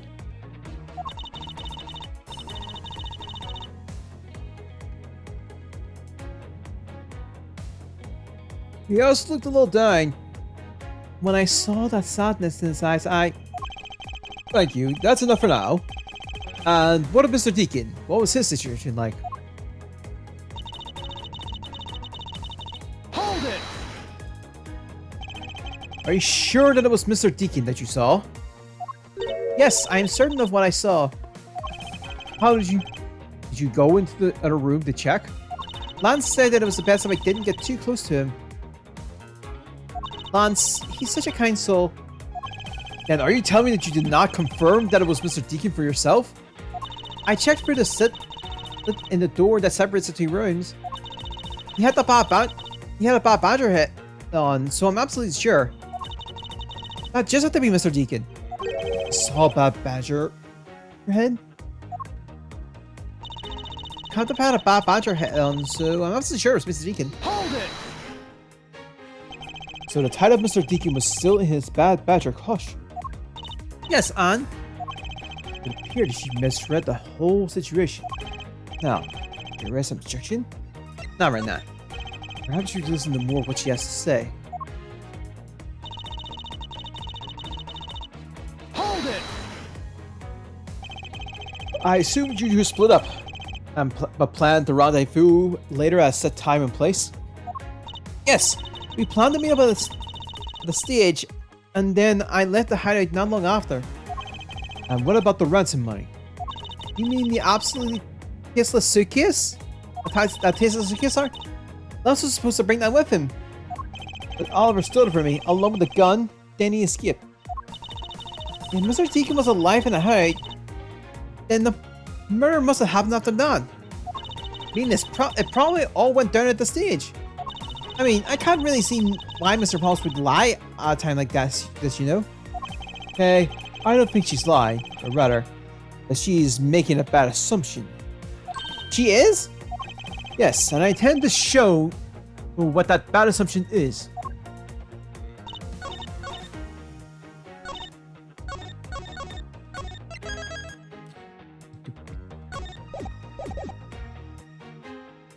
Hold it! 1% press. The person you saw was not the victim. What? Why not? I will tell you why not. Take this! But with this, this miss shows us that the person you saw was not the victim. Take that! Pops, the person you saw was not Mr. Deacon at all. Huh? The person you saw was this person. It was me. Huh? The person I saw was you, Mr. Edgeworth? I always thought it was a bit odd. Why would the kidnapper abduct me, even after I had handed over the ransom? It's not as though I saw the face of the kidnapper. If I were them, I would have just taken the $1 million and run. But in the end, there was a point to it all, and it was to make me look like Mr. Deacon. And if that was the reason for which I was abducted, then I believe we can assume that the victim was already dead at that time. Let's turn you back. Well, Lance, am I right? Yeah, Lance. You showed Miss Pops a person, namely me, with a Bad Badger's head on. Then made your costume escape together, or so you pretended. Huh? What do you mean he pretended? Exactly that. I believe Lance watched you escape, and then doubled back to the hideout. Probably to come and remove the Bad Badger's head from my unconscious self. And trade his fake prison with a prop sword. He then may escape via the passageway. Not so fast! Hold your tongue, boy. Don't get caught up in that tidal wave of words coming out of the Mr. Prosecutor's mouth. Tidal wave? We heard a lot coming out of you, but I've yet to see a shred of evidence. Effect of the trail and his subsequent detainment. all of that could have happened while you were out cold. That's right, you were out for a while. Quite a while, Mr. Prosecutor. Even if that were the case, Miss Pauls would have still seen me tied to that beam. I was scared of Mr. Deacon, so I didn't go into the next room. So I really have no idea if you were in there or not, Mr. Edgeworth. You see, a CNG can't prove a thing. Hold it. Who said that? Please wait. Mr. Amano. Oh, Miles, my boy, it looks like you're really giving it your all. And Lance, it's not good to cause trouble for others. Dad? Let's see, you are the one in charge of the investigation, correct? Yeah, that's right. I'm sorry that my son has been nothing but trouble. This probably won't make up for anything, but I have some evidence for you. Oh, do you now?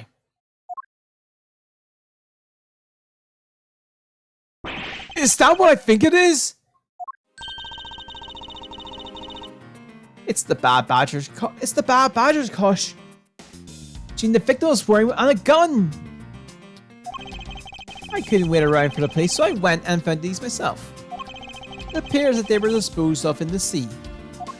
Arrgh! Is there no one in this country who actually obeys the law? There. Now. Agent Lang, please calm down. What the heck is this scrap of paper? This appears to be a letter of from the Chief of Police. Please allow Mr. Amano complete freedom to do as he sees fit, it says. What? The Chief of Police? What the? Just who does he think he is? The person who wields the highest authority in this area. Oh, there. Now, there is no need to be so upset. I'm not a cop from this land, so I'm not bound by the laws of your country. Now. This wasn't meant to strong-arm you into anything. It's just a request. I'm only asking that you please respect the laws of the land. I really say no to that. However, returning to the topic at hand. It doesn't matter who found the evidence. Its fact remains unchanged. Alright now, let's take a look at this new evidence. I've already got the results back. I have a special forensic research lab that I'm on good terms with conducts the test. They verified that the blood on this costume belongs to Oliver. As for the gun, it's the only fingerprints they could find were yours, Lauren. What? You disappoint me, Miles. I can't believe that you would cause my son such stress and heartache. Greetings, I was able to find the final piece of evidence. This, you have no reason left to push my poor boy around. Is it? These are the case-making pieces of evidence? I'll be the judge of that.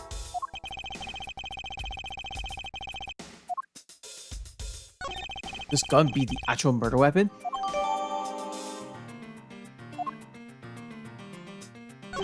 This bullet hole. It looks kind of burned around the edges. Wait, those burn marks were left by the gunpowder. That makes this is an important fact, the most important fact. Why is that? Because it is proof that the victim was shot at point-blank range.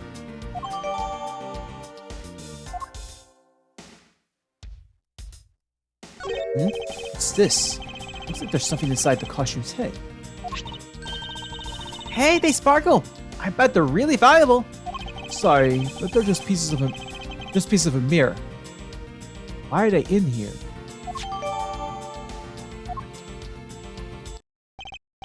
Well, aren't these not the most definitive pieces of evidence you've ever seen?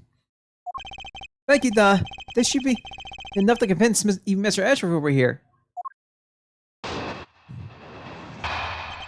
Decisive evidence. Make no mistake, though, those are fingerprints on that murderer's gun. And they proved that it was Lolly who killed Oliver. But Oliver was also after Lolly's life. So, Mr. Edgeworth, even you must see that Lolly was only acting in self-defense. Fingerprints on the weapon, huh? Oh no, this isn't helpful at all. Look, Mr. Edgeworth, all I want to do is save Lolly. But in the end, all I can do is watch on as she takes the punishment for her crimes. That may be all you can do, however, I still have a case to solve and a job to do. The job of unraveling your insidious lie. You warned me. Why would you believe me? Why would you believe me, even in the face of all this evidence?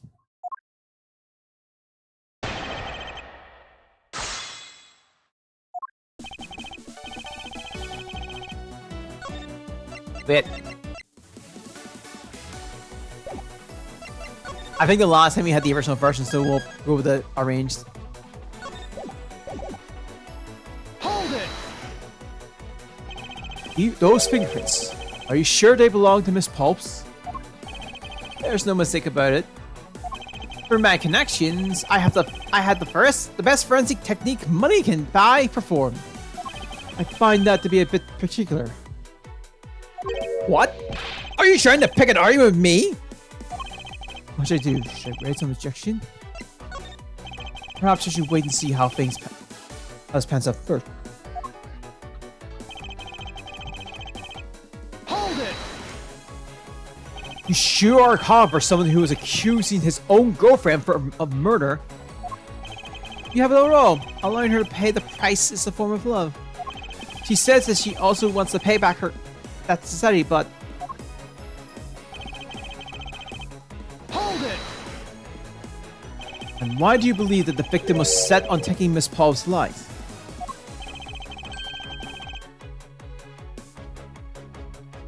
I suppose it's because he wanted to silence her. He keep her quiet because she knows the truth behind the kidnapping. In that case, why didn't I target you as well?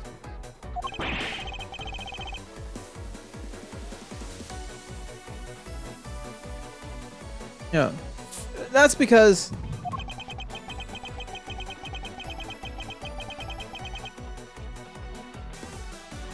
okay, it's our beat. Because he knew that if he killed me, he wouldn't be able to control my father.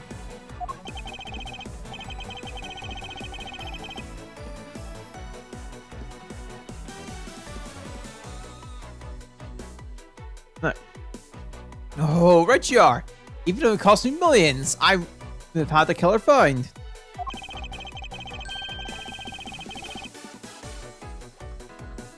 I believe he didn't kill you for an entirely different reason. However, I disagree. Look! What if I didn't kill me? I'm worried about what happened to Lolly.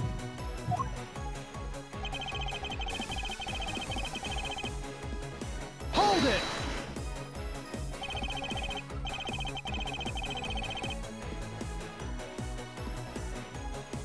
it! Justified self-defense? I suppose that is a possibility given the circumstances. Really? Oh, thank goodness. However, self-defense was not necessary in this case. What do you mean? Miss Pulps is innocent. She didn't do anything. So why would she need to defend herself from nothing? You still don't believe a word I say, do you? The entire argument hinges on the fact that her fingerprints are on the gun. However, the truth does not lie there. It lies in wherever he is hiding from me, but not for long.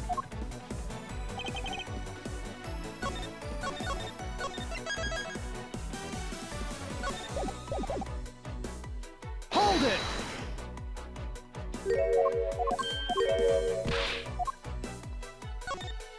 Frankly, I don't believe that Miss Paul's prints should be found on that gun to begin with. And the reason why Prince Paul should not be on the gun is...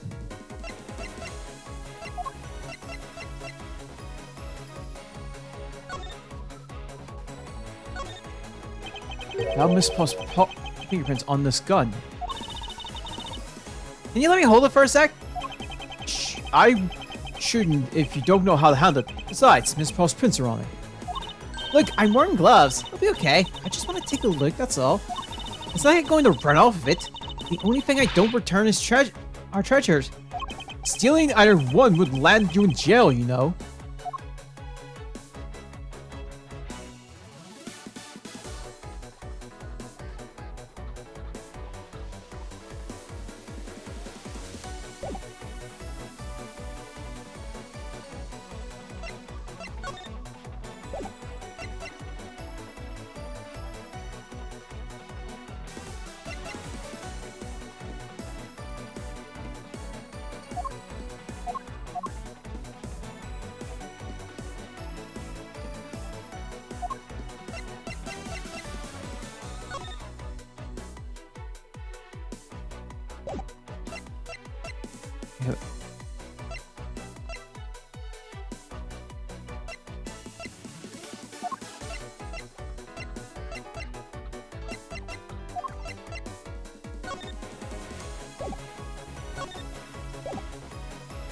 Let's try the costume. Take that! Oh, it's simply not possible for Miss Pulse to have left any prints on the murder weapon. Because while she was in the stadium, Miss Pulse was wearing a costume. Huh? But there's been no mistake. We found fingerprints. Well, Miss Pulse, do you remember touching the gun at all at any time? Ah, yes. As a matter of fact, I did hold it for a bit back in the hideout. I handed it off to Mr. Deacon when he and Lance left for the haunted house. Retrieve the ransom money, I suppose.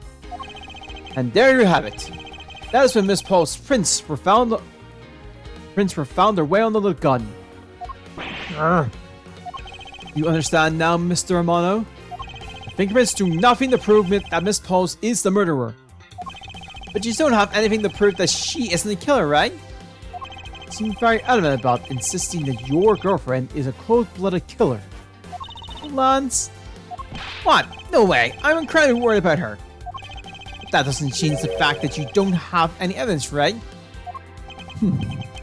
That's where you're wrong. I have the evidence. What? How?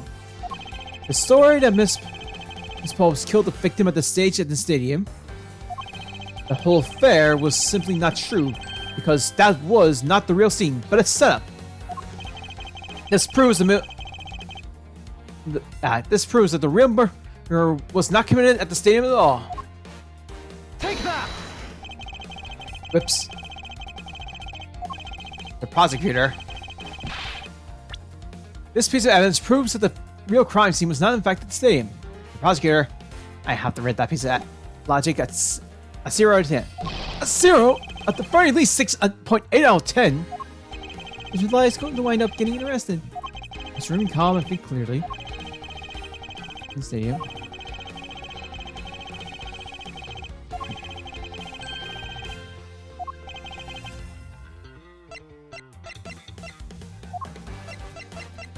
Take that! Oh. I got the stuff back.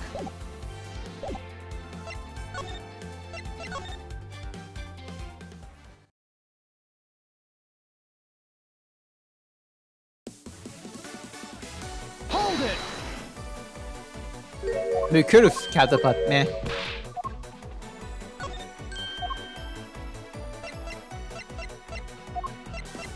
Take that!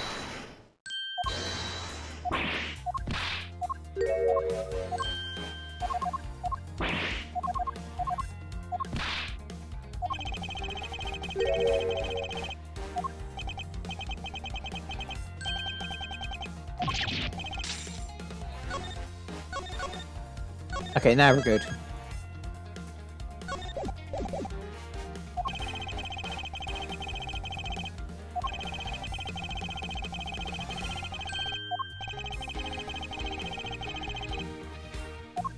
Take that! Okay. Let us take another good look at the costume the victim is wearing. Then I believe you will see why I insist he was not shot at the stadium. This is the part of the costume that proves it. Take that! In this area, it will become clear. Do you really think that sort of fake statement is going to fly? You're through me. No, it is not possible for victim to have been shot at the stadium. I think I know. Oh, it's the Bart Marks.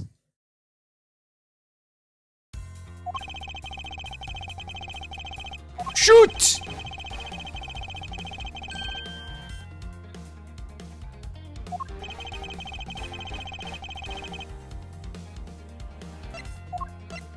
Take that!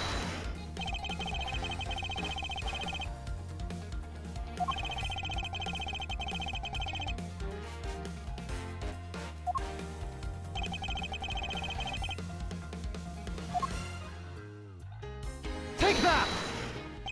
The burn around this bullet hole was made when the victim was shot at point blank range.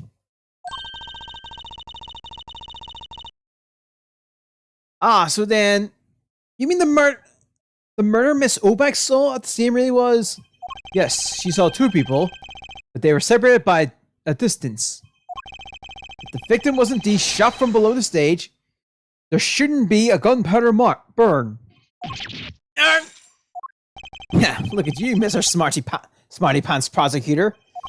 Since you seem to know all the answers, why not tell us where the real crime scene is then?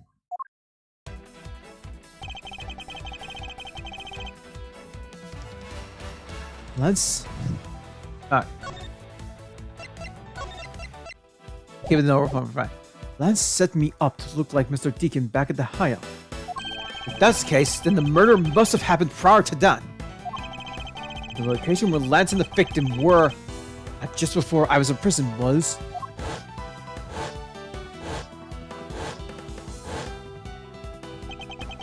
I got it!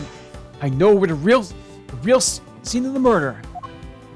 The mere location in which Mr. Deacon was killed is here! Take that! I think it's not unreasonable to assume the murder took place in the haunted house. Haunted house? Yes, and I have proof that is highly likely that the victim was killed there. Proves that the real scene of the crime was the haunted house. Nah, it's the mere fragments. Take that! Those were inside the costume the victim was wearing. They're fragments of a mirror. A mirror? What does that have to do with anything? Indeed, you don't exactly expect to find pieces of a mirror inside a costume. Yeah, that's actually pretty dangerous. However, there is one place I can think of where there is a plethora of mirror fragments. And that is the haunted house. Lance Amano, I propose that you kill Mr. Deacon with the revolver in the haunted house. Oh, I get it. That's a cool reference. After that, you stole the Blue Badger mobile to move his body to the Wild Wild West area. The timing of when the Blue Badger mobile was stolen confirms that as fact. That's my boy. Say no more. I'm sorry, Mr. Hermano, but I cannot do that. Be quiet. Yes, please do something. Stop that boy from speaking any more nonsense. Ernest Hermano, correct? I meant you. Now be quiet, Grumps. How dare you? I don't need words. The only thing I require is evidence. Decisive evidence. And to call these mere bits decisive is a bit too presumptuous, Mr. Prosecutor. What? Nah! Wasn't there a mirror in the kidnapper's hideout? Yes, there was a mirror there. A mirror that's for the haunted house. You see? Isn't it possible the fragments got into the costume there? Ancient lie. There were no fragments on the floors, so the probability is very low. Probability? Lie, she said. On truth paths, the word probability does not exist. The only thing that does is definitive proof. The question, Mr. Prosecutor, is, do you have the definitive proof you need? Well, Mr. Edgeworth, do you? I have solid evidence that proves the murder took place at the haunted house. The answer is no. See? So since you don't have any, shut up! I don't have the evidence yet, but... I'm certain the murder occurred around the time I turned the ransom over. At that time, the only people at the haunted house besides myself, Lance and Mr. Deacon. I can prove that the murder took place at the haunted house, and I can prove Lance's guilt in connection to the murder. What time, Mr. Edgeworth? Into line, I have a special request. Yeah? I'd like to prove to you that the scene of the crime was indeed the haunted house. Why in the world are you asking the warden for permission?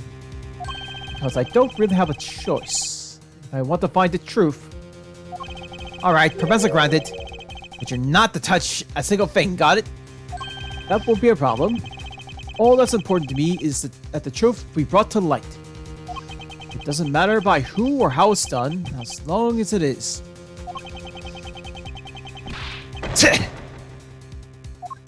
Kenna!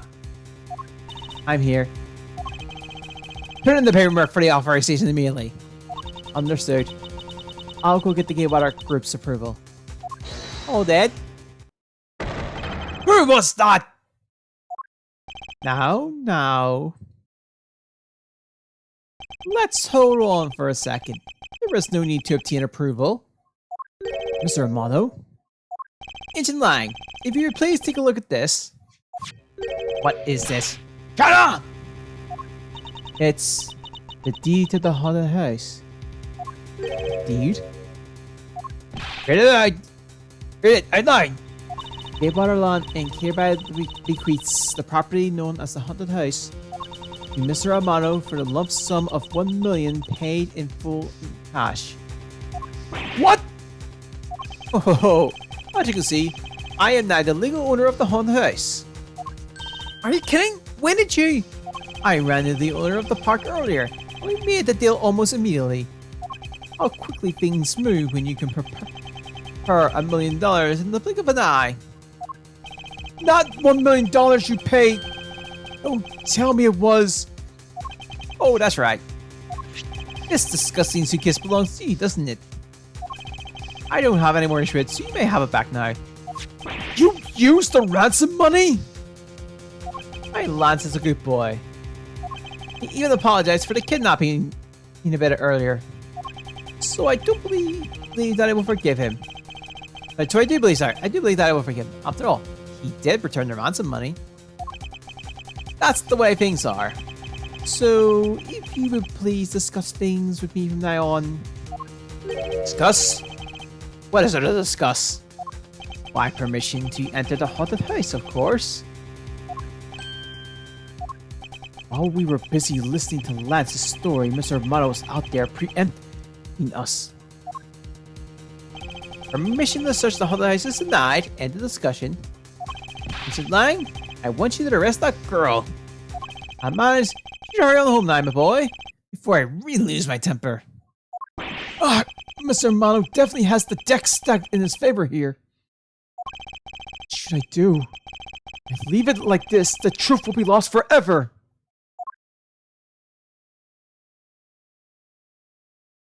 We will keep going. We can actually make it to the end here.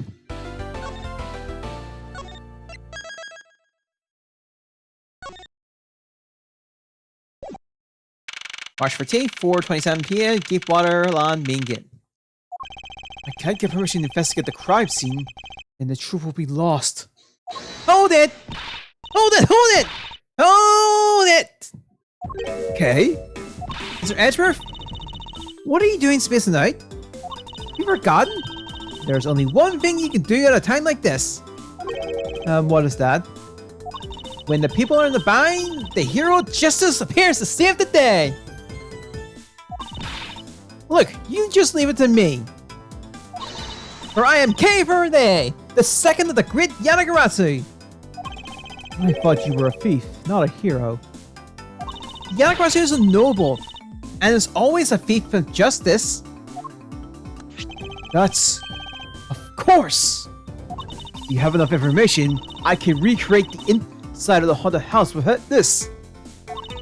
Plus, if you then factor in everyone's testimony, you can recreate exactly what happened when I dropped off the ransom money. may be able to figure out some new information through this. It's worth a try. Engine 9. Ah, so you want to use your little toy? Yeah, I guessed. Okay, hang on. You're about to witness the true power of real modern day Robin Hood. Detective Gumshoe! If there is a copy of the Haunted House blueprints among the police is there a copy of the Haunted House's blueprints among the police reference documents? Yes, sir! We got it, just in case we need it for the kidnapping case. Alright, I'll input the Haunted House data then.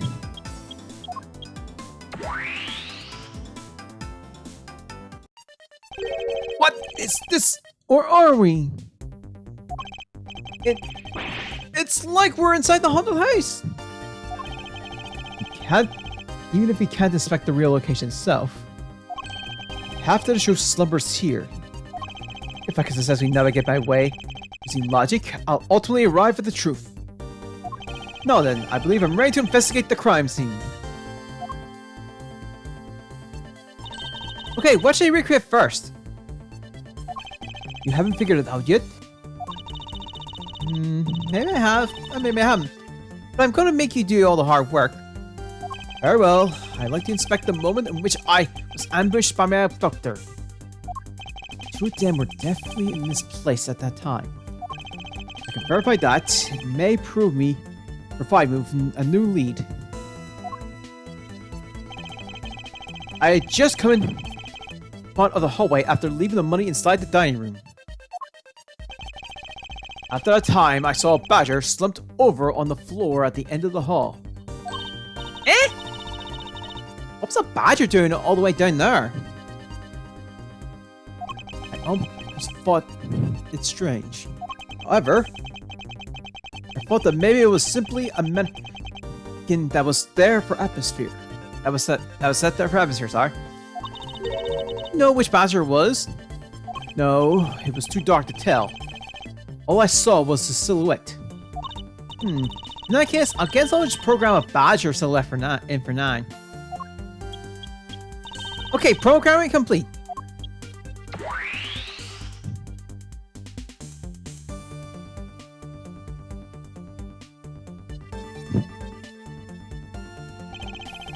Then I started walking towards the exit. But that's when you're struck from behind, right? Yes. But that's odd. The hallway is a dead end. Where did your assailant come from? There is only one location I can think of. I believe my assailant was lying wait here. Take that! That doll I saw wasn't really a doll. It was in fact the costume's kidnapper. A costume kidnapper. Oh, so you used the costume as a perfect camouflage to blend in with the rest of the house.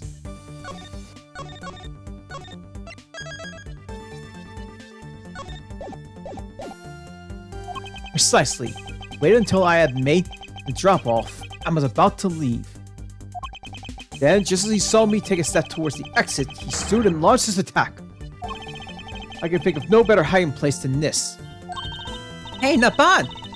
I'm beginning to think I should steal this tactic for myself. Just don't use it to do anything criminal, okay?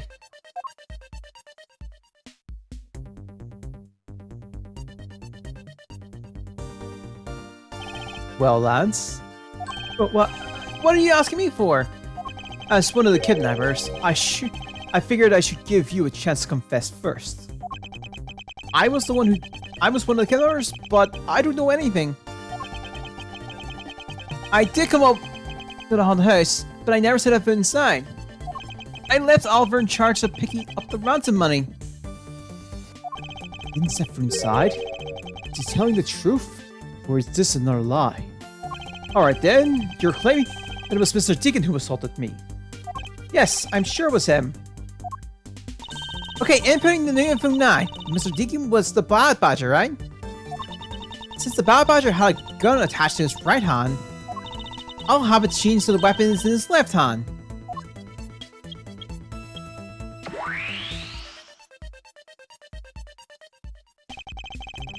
Now to verify the facts of this recreation.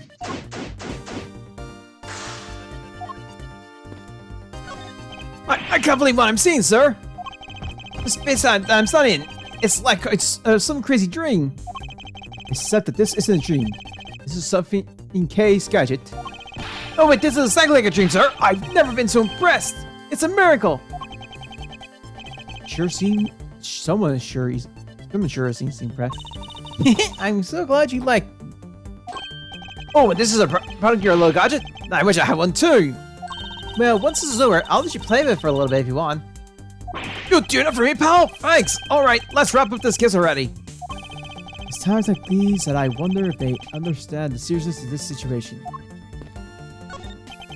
Thanks for letting us use, Philippi. Like she said, reject not those who seek the truth. So keep in mind that I'm not doing it for you. I'm doing this for the truth. Don't worry, I understand. We may have different methods, but our wish is the same. You notice anything more fun? I have no obligation to talk with you. Well, I'm fine with just a little thief and solving this case.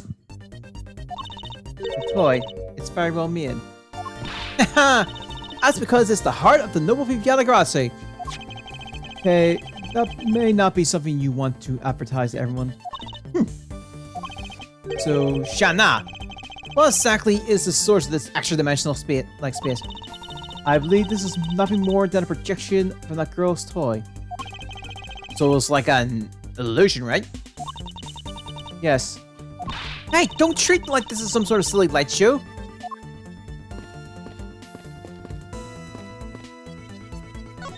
You can lie all you want, but it will all be for naught, Lance. As soon as I expose the truth, you will be placed under arrest. How can you do this? After all my dad has done for you. What your father has done for me is unrelated to the charges you face now. You're unbelievable. You know, you sound like... So you sound kind of like a bully right now, Mr. Edgeworth. If I'm not serious about this, you will never understand the true gravity of his crimes. I will not allow him to remain a child forever. Now you sound like a dad. Miss Pops, by my hand, I will prove your innocence in the murder of Mr. Deacon. Therefore, please don't fret. It will soon be over. You not trust me? That is... Your face is all... Oh, be red, Mr. Paul. No, I can't. I have months. Ollie, don't tell me that you like that guy more than me. Nuts! Oh, why am I so pathetic? I'm so easily swayed by even a single glance. What exactly is you going on about? I think you have another guilty person on your hands, Mr. Edgeworth. Miles, my boy, what is the meaning of this? You plan to pay me back for all I've done for you with the conviction of my son? I have not forgotten my debt to you. However, your son's crimes are a separate matter. Further, I can't ignore the truth when it's right before me. You will regret this, I promise you that. No matter the outcome, No matter the outcome, I never regret the choices I make. When you take a look around, it almost feels more like a house of mirrors.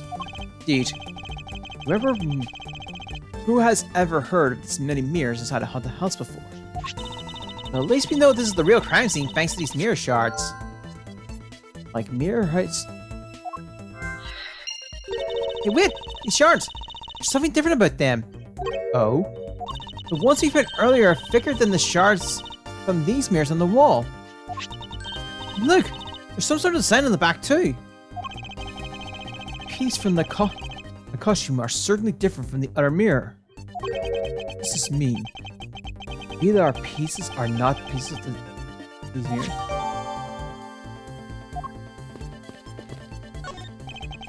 Pieces of a set armor and a pile here.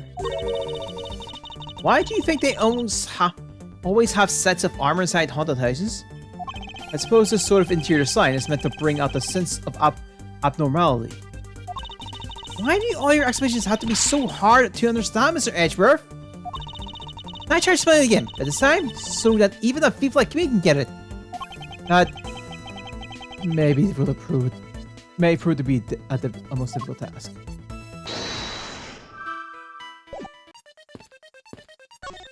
I imagine this is how he snuck up on you. The gadget on yours can even replicate people's movements. Well, it's used upon heist, so of course it's gotta be able to simulate the police. It's definitely very well made! That's too well made. Maybe we should confiscate it after the investigation. I remember glancing over, and seeing this figure sitting here as I left the dining room. So I guess I got spot on when I put it in here in my recreation. I didn't take a good look, but I'm sure there was a badger here.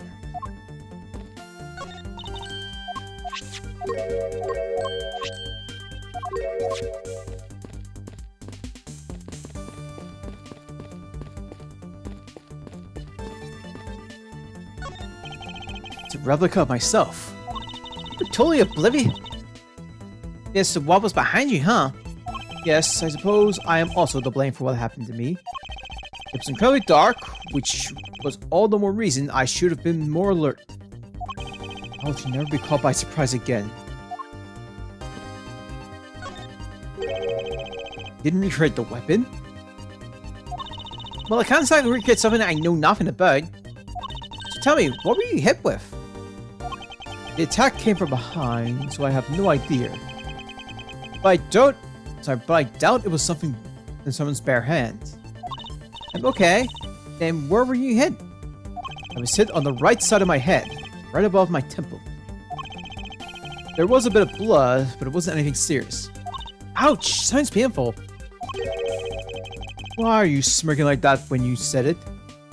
It's just your imagination. Let's see. I wonder if there's anything in the hallway that could have been used as a weapon. I'm looking for something the culprit could have used as a weapon. Take that!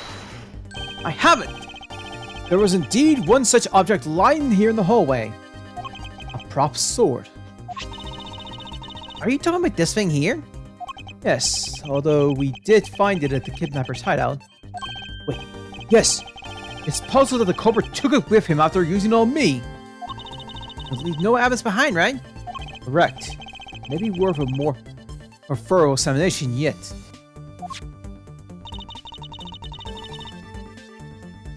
Okay, so what tests you want to run on the sword? The culprit was wearing a costume at the time, so a fingerprint analysis is useless. Let's run a luminol test. It's possible that some of my blood found its way onto this. Agent Lang, may I ask for your cooperation in this matter? Like I have a choice. Shut up! Cut a lot, boys. Understood. Except for the dab on the left side, it appears that the blade is spotless. So it must have been the left side of the prop sword that hit you then, right? Alright. Okay, I'll update the recreation with this new piece of info.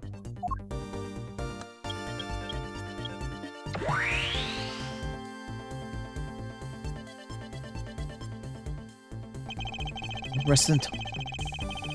Inspect every suspicious nook and cranny.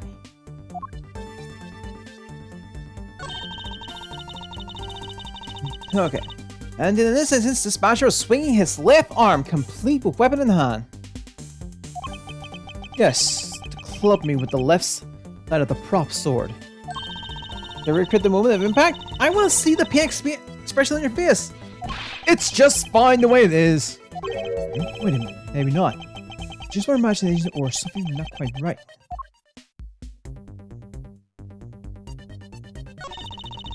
You know, the Bad Badger is pretty bad looking when you see him up close. Well, what do you expect from a character named the Bad Badger? And those sunglasses, wearing him in the dark makes him seem extra bad. I'm lost. What meaning of bad does she really mean?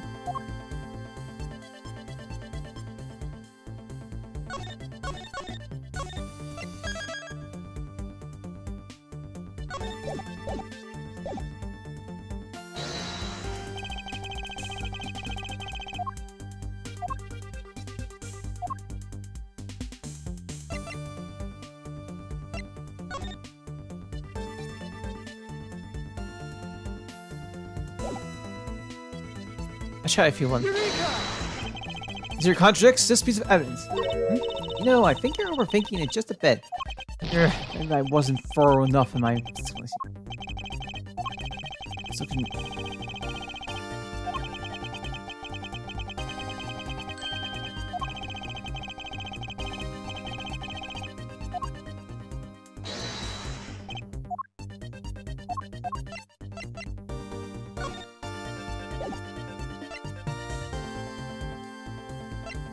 Eureka!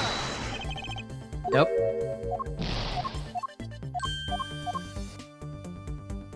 Huh.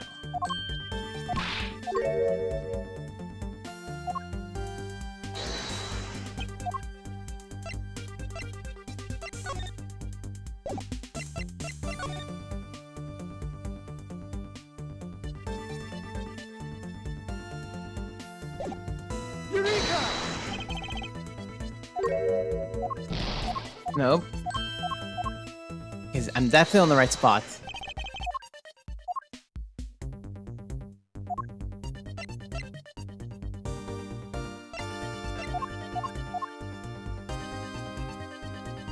Eureka! Just gotta find the right evidence.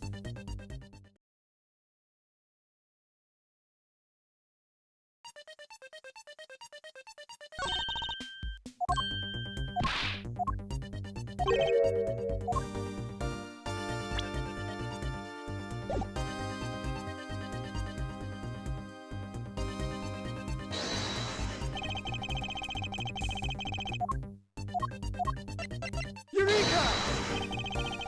Nope.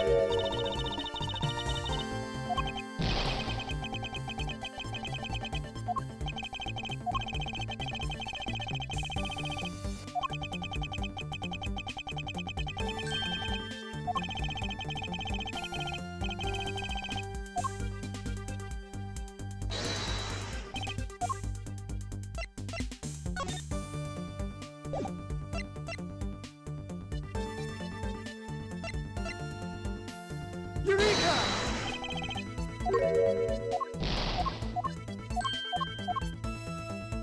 It's definitely a sword.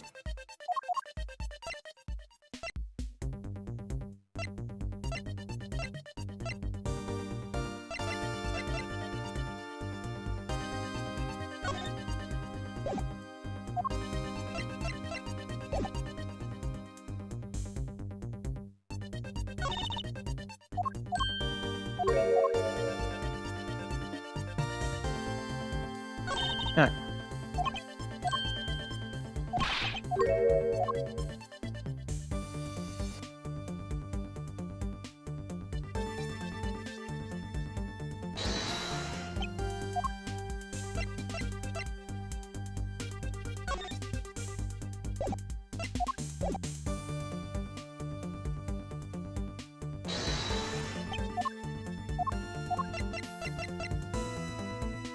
Eureka! Oh, right. It was the dossier. Ah.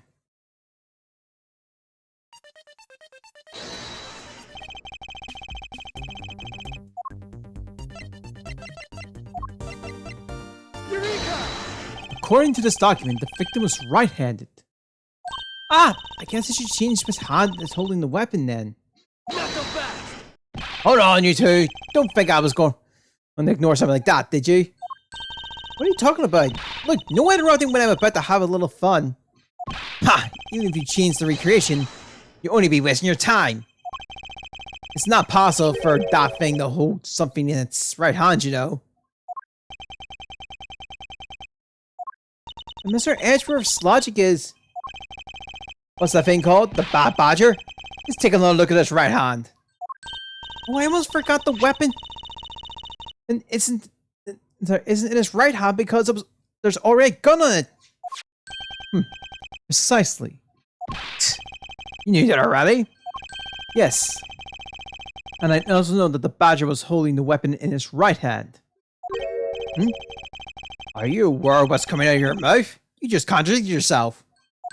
I have evidence, of course. Proof that the culprit held the sword in his right hand. Sounds interesting. Alright then, show me this evidence.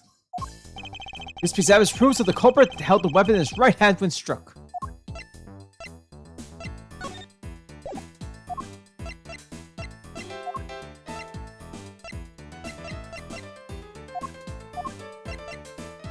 Where is it?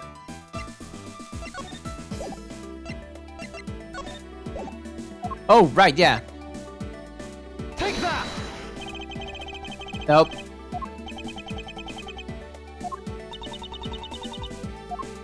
What the heck is proof? Is that supposed to be, Mr. Prosecutor?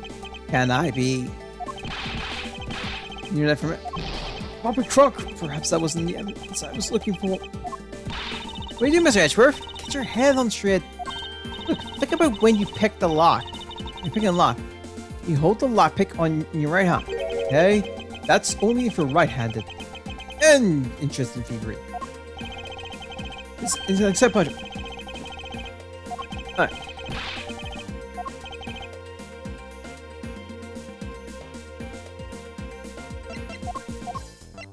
Take that! Ah! I want the points back though. I'm not gonna mess up later, that's why I want to have more.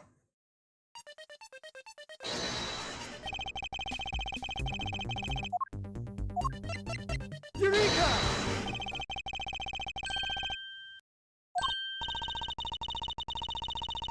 Not so fast!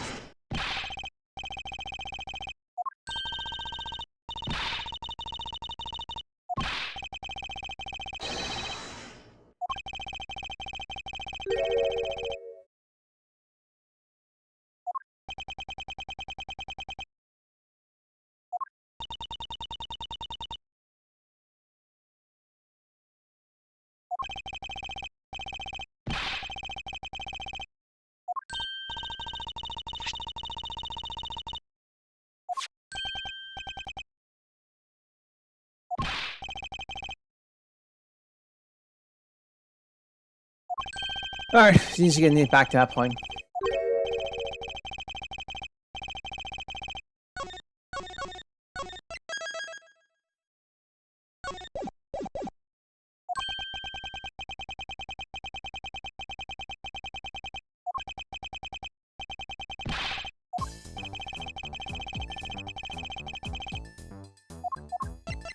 Take that! The answer is the weapon itself! Except for the bit on the left side, this prop sword is absolutely spotless. However, if the culprit had used his left hand, the blood would be on the opposite side. But the replica badger isn't holding the sword in his right hand. I don't know what's going on anymore. Giving up already is simple. If he can't hold the sword in his left or right hand, then the one who struck me could not have been the bad badger.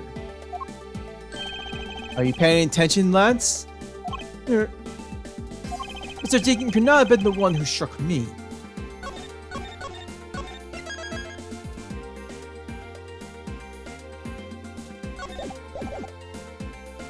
Which leaves only you as our prime suspect. Fine, it was me. I hit you. It appears that you lied to me yet again. See how quickly they catch up to you, Lance. Wait, isn't Lance left-handed? Ah, yes, but that's what makes this deception all the more interesting. He used his right hand to make it look like Mr. Deacon had been the one who struck me at me. For as you see, firing gun with one's non-dominant hand is difficult. But that level of dexterity isn't required to swing a prop sword. Okay, please input this new data. The one who hit me from behind was Lance. Or should I say, the Proto-Badger. You got it! Here I go!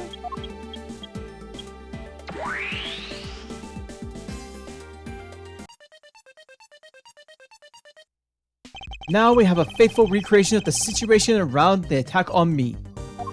Alright. Now all we have to do is examine this new recreation and... Not so fast! And what exactly is so funny, Agent Lang? That's amusing. That amusing little gadget. It sure packs a punch, right, Shana? Yes, it was all I could do to hold my laughter in.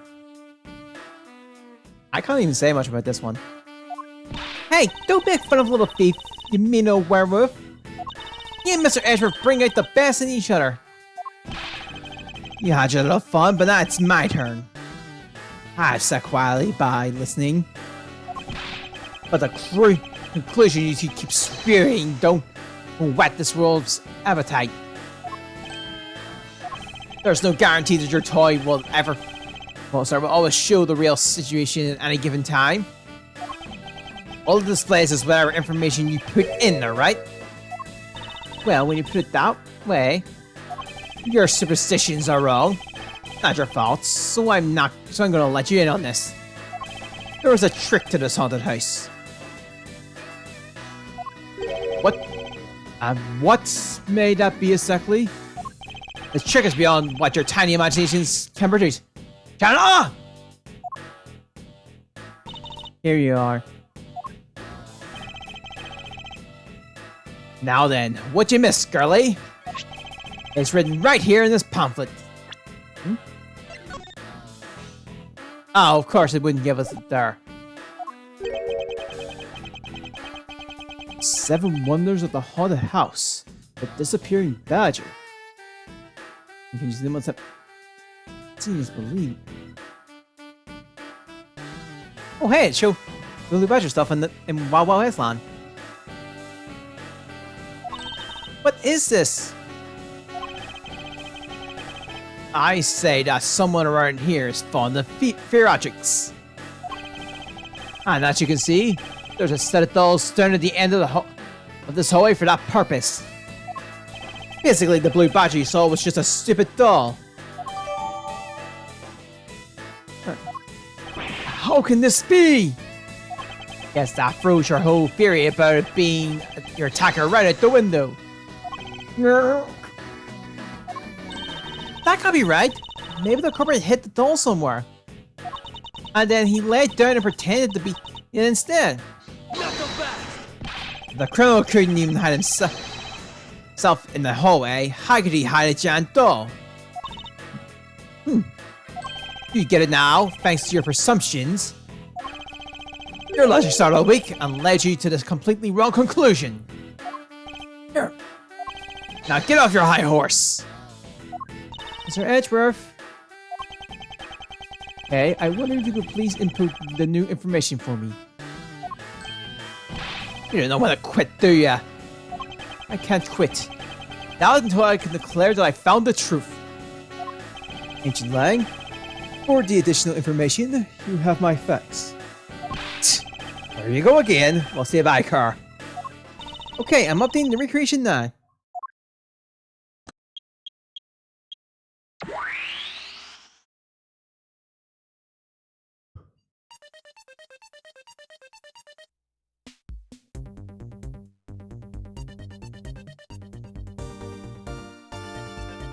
That looks really weird.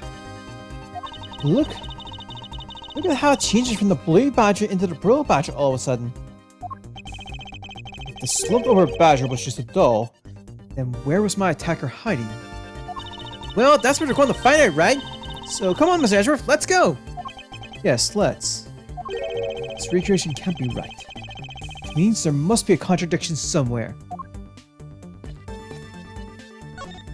It's the proto badger who struck me. I suppose I should really say it was that was something. Or are you going to get him back? I need not resort to violence when the law.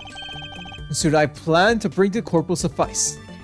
Really? Because I would totally have decked him right back. If someone steals from me, I'll steal some from him. I get hit, I'll hit him back. I get paid, I return the money. That's the secret to how Great Thief works. First saving doesn't seem to be much benefit to our survival.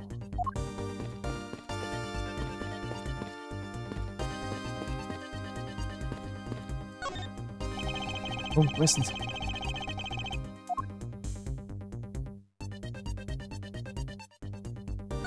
This blue badger is just a doll to use for this haunted house.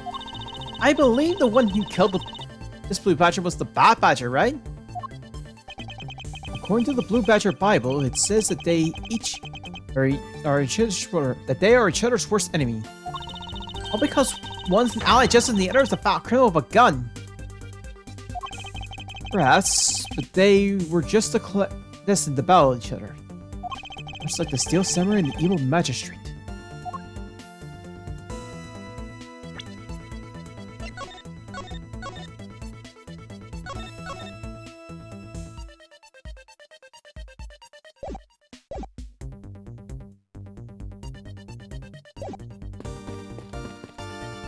Hi, this is where the Pearl Badger shows up in our recreation. Yes, another question is, where did it come from? Yeah, but there's no place to hide in our current model. Must be an inconsistency somewhere.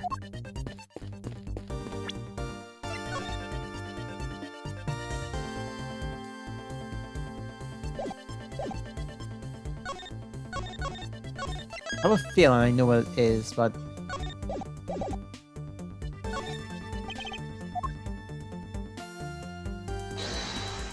let's try to presenting the pamphlet. Eureka! Nope. Would not be complete. Hold on, Mr. Ashworth. Which is it? Is the contradiction or not? Sorry, I don't quite know. There's something wrong with the scene. Okay.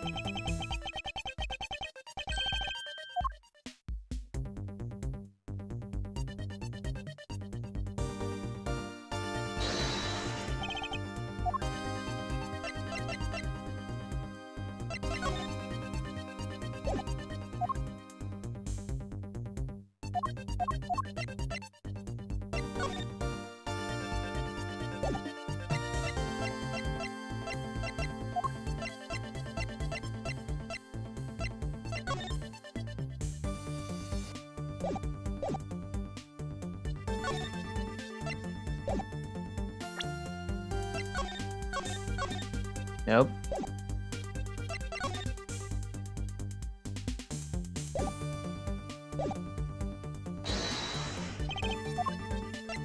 Eureka! Oh, was that?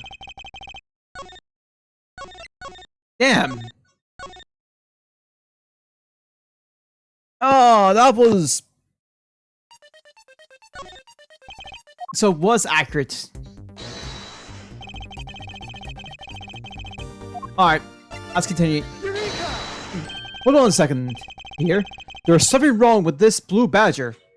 Huh? Like what? The way it's spelled is on him is opposite to how it should be. Did you make the mistake? Wait a minute. Oh! Wait. Oh, it's right to left.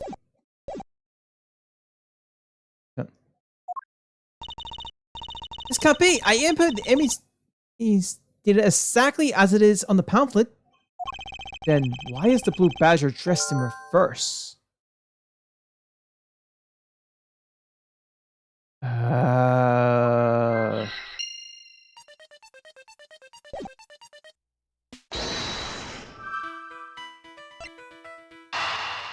It's the mirror. Hey, do you remember what you said earlier? What did I say? What I said earlier by what? About how this building might as well have been a hall of mirrors? A house of mirrors? Oh, that would explain the reversed or mirrored images. Yes, this Blue Badger might be nothing more than a reflected image of a real one. Then was the Blue Badger you saw just a reflection? When I looked down this hall, I thought it was perfectly straight. However, if there was a mirror... oh, then that would actually form an L shape, right? Precisely. I was deceived. The hallway was almost pitch black. And there was a beam in the way that obstructed my view of the old hallway. Wait, but why build a place like this? It sounds pretty pointless to me. Hey, this house is just another attraction in an amusement park. They created a mirror wall for a very specific purpose. one that I can point out to you. The reason they built... Right. This was the reason why they built the mirror wall. Take that! As is written in the pamphlet, the main draw of this attraction is the mystery of the disappearing badger. You mean they built the mirror for that trick alone? But you said you saw the badger, so it was definitely still there. That was true at the time. However, doing this allows some...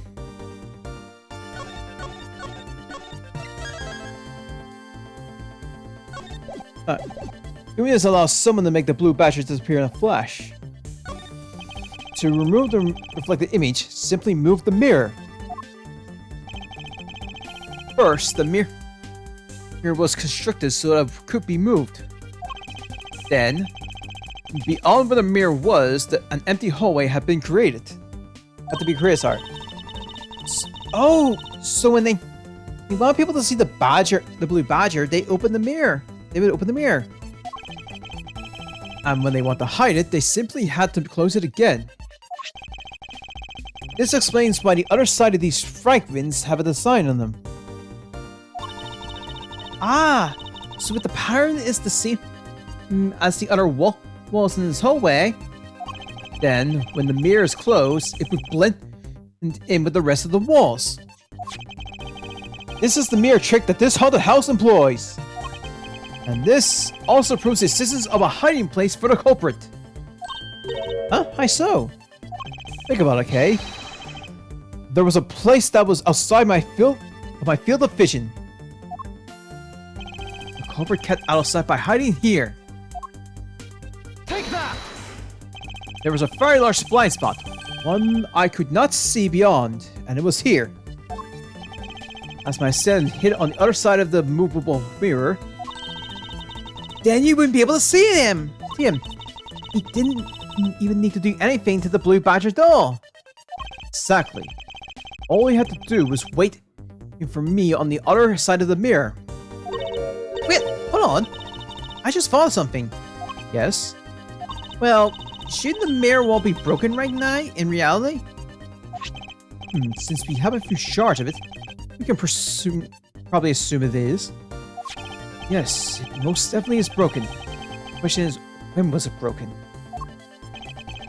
We found these inside the victim's costume. That would mean that the victim was there when the mirror was broken. Wait, that sound. Take the money and go. 9.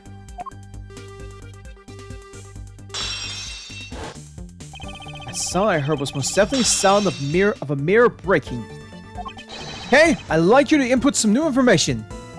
Ah, don't scare me like that. Sorry, but I need you to recreate something for me.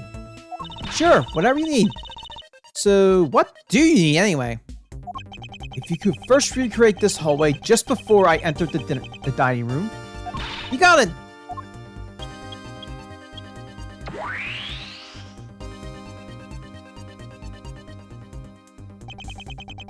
Now this. I believe this is how it was right before I entered the dining room. But over the time, I thought it was but a single straight hallway. Then I went inside. And it's around that I heard the sound of a mirror shattering. You heard what? Wait, then? Yes, I believe it was then that the mirror was broken. Okay, so then when you stepped outside into the hallway again, the mirror wall should no longer exist. Okay, please recreate that. Got it!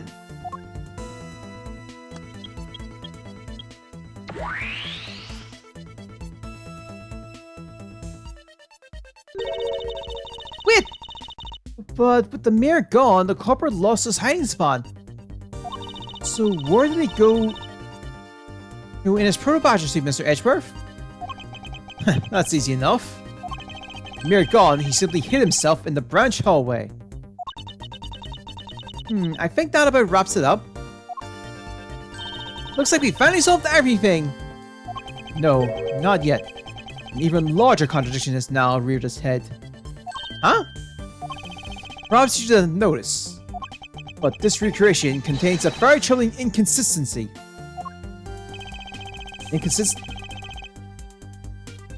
Oh, thank goodness I can save here.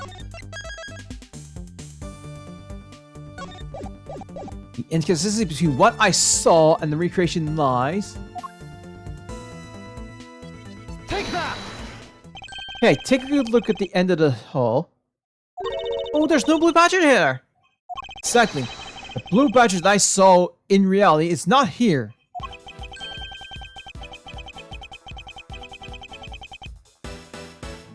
This is the final point in this long chain of logic, the last remaining contradiction.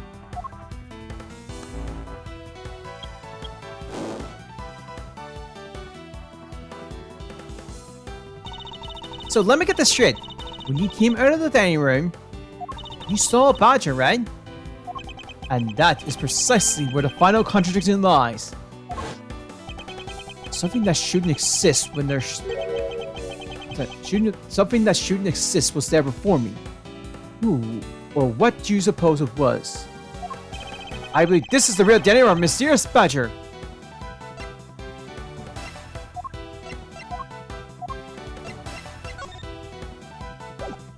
Take that! The badger I saw was, in actuality, the dead victim's body. What? Ancient lie? The entirety of my complete logic is my final decisive piece of evidence. Murder happened in the hallway of the haunted house at the time of the drop-off.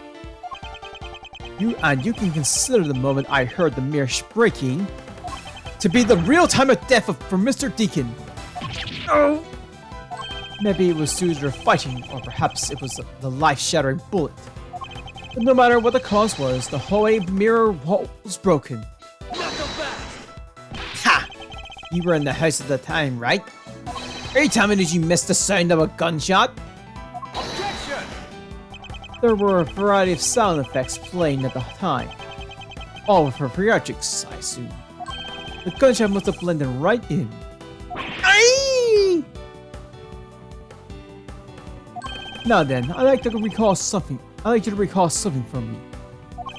Who was it that was with the victim at the haunted house? Who was the one who had the opportunity to rob the victim of his gun and use it on him? It was you, Lance Samano!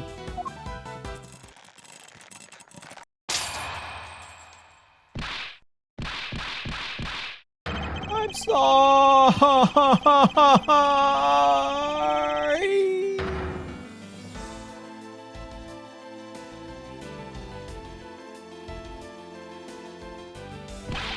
It's not like I had a choice.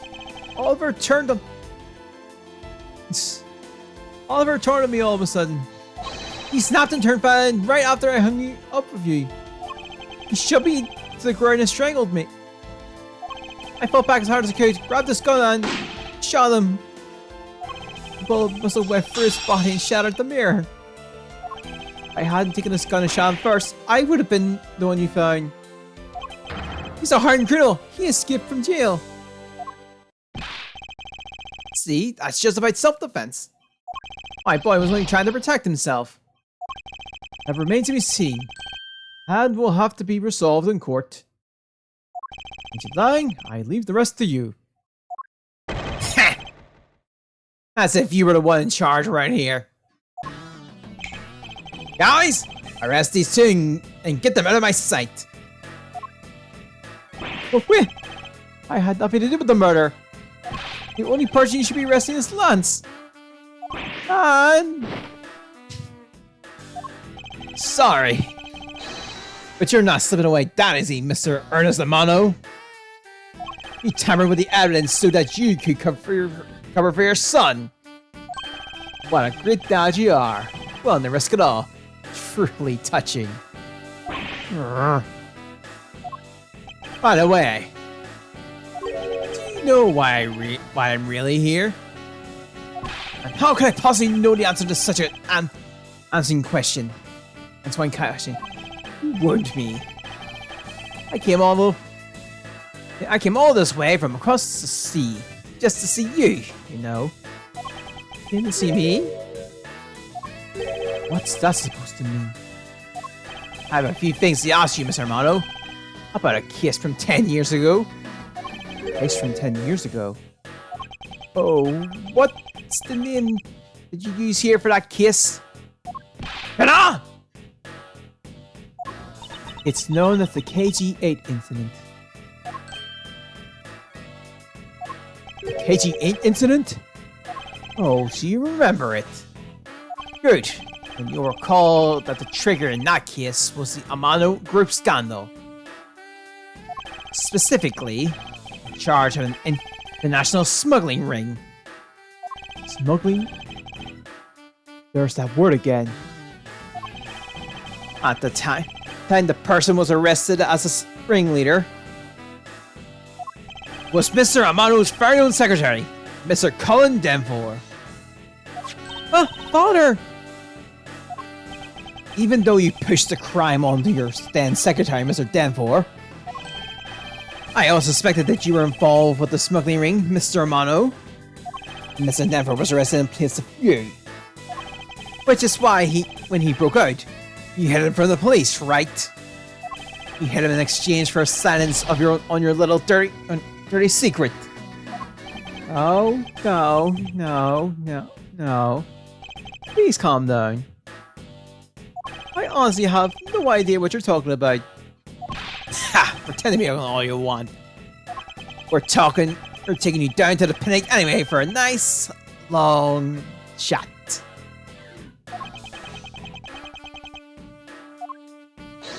Hold it. What the? Who the heck is that? I'll take him down to the Pinnacle if you don't mind. And who the heck are you? I'm Jacqueline Portsman. And I'm the prosecutor in charge of this case. Oh, Jacqueline, it's so good that you're here. Don't jerk me around.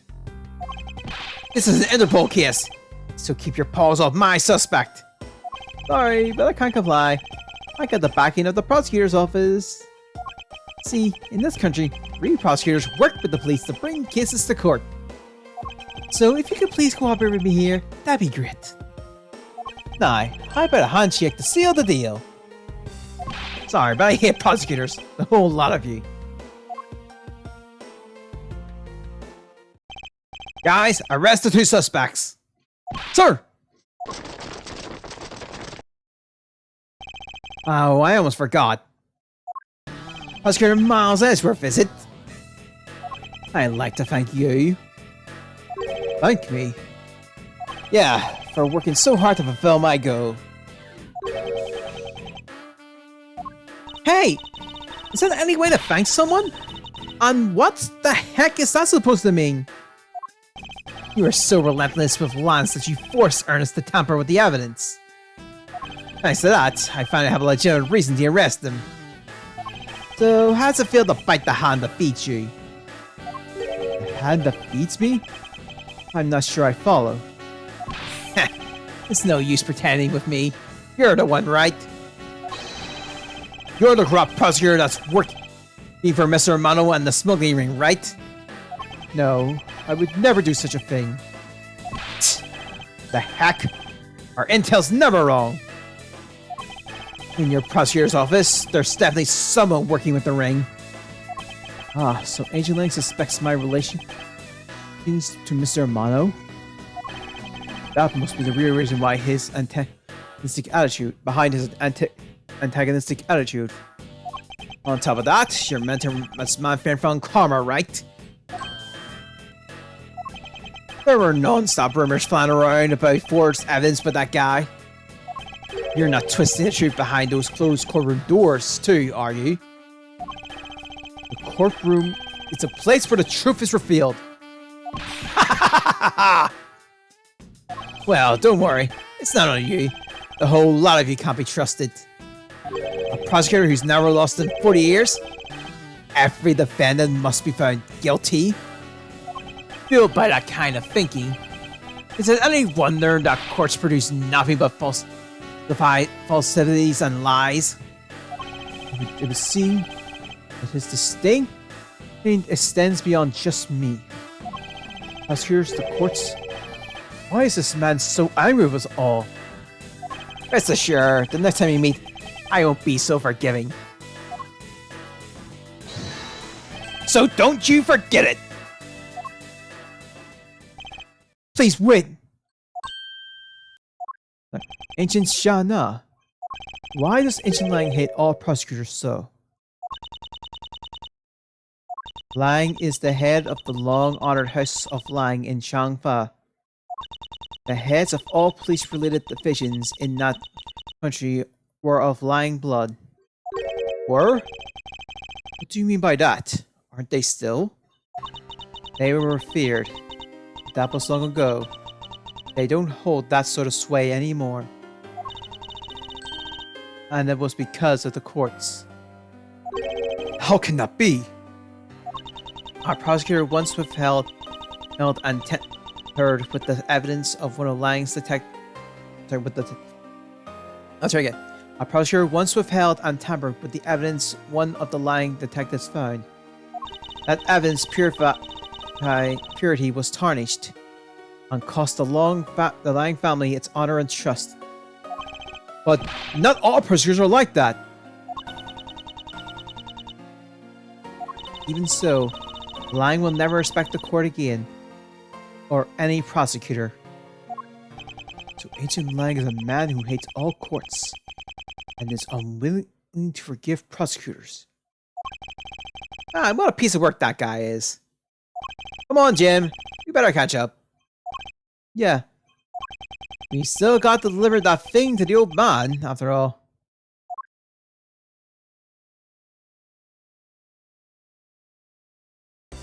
Detective Gumshoe, I believe it's time we wrapped up and headed out ourselves. Yeah! Are you going home, Mr. Edgeworth? No. I've done nothing but be entangled in one mess after another since my return. If it's alright with you, you can drop me off at my office. No problem, sir! Excuse me. Yes? What is it? Thank you very much. Aw, it's okay. No need to thank me, pal. Just did my job as a detective. I guess I was fooled pretty badly by Lance. Oh, cruel fate! What's a woman to do when she's been hurt by the one she loves? And to think I never realized my father was right there. I never said anything to him. I knew it! I'm a failure! Ah, there she goes again. Talk to herself. Miss Pulse, I wonder if you know why your father participated in the kidnapping. No, I have no idea. Your father died while he was trying to stop Lance. Oh, this might have one of those post-kiss moments. Yes, close, go. Which means, from the very beginning, he had no interest in the stage self-abduction. Wait, then why did he?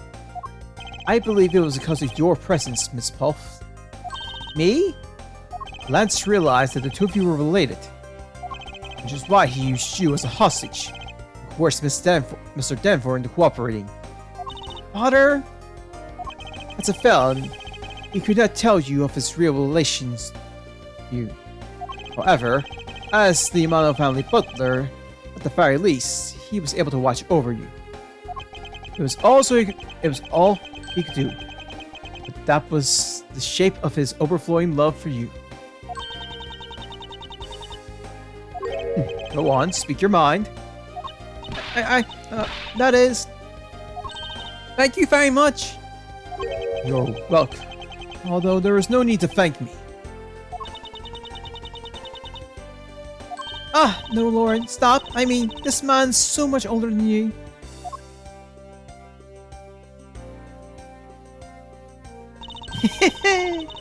Looks like you completely stolen her away, Mr. Edgeworth. Here goes, sir. Your techniques are way beyond the level of a great thief. What are you going on about now? Wow, your deduction skills may be sound, but you have no street smarts. That's Mr. Edgeworth for you. Yeah, I mean, he still hasn't figured out who I am at all. If you haven't remembered in all this time, then I guess I'm gonna have to say it. This isn't the first time we've met, you know. What do you mean, pal? Mr. Edgeworth? How do you know this girl? Looks like you've totally forgotten me too, Gummy. Gummy?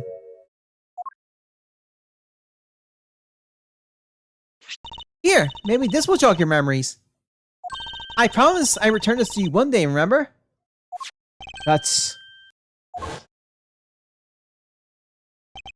single piece of cloth took me back far into my past. That fateful day 7 years ago, I first met the then child Kay and Detective Gumshoe.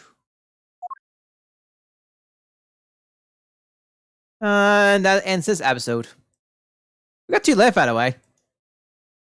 So next time it's going to be more of a particular flashback case in its own way. And yeah, we're not going to move on here. But there's Turnabout Reminiscence. So yeah, we are, I say at least halfway through. I remember the last one being fairly long. Because we've seen the new games, so let's go check them out first. Also, we look at our acolytes. We have actually not a bad one. We have 10 in hand now. 1, 2, 3. Yeah, we have 10. We have 10 of them, so we're a third of the way for them. Photo album, which I'm assuming are just more of the moments. Yep. It makes sense. And then we go to our character group, or compendium.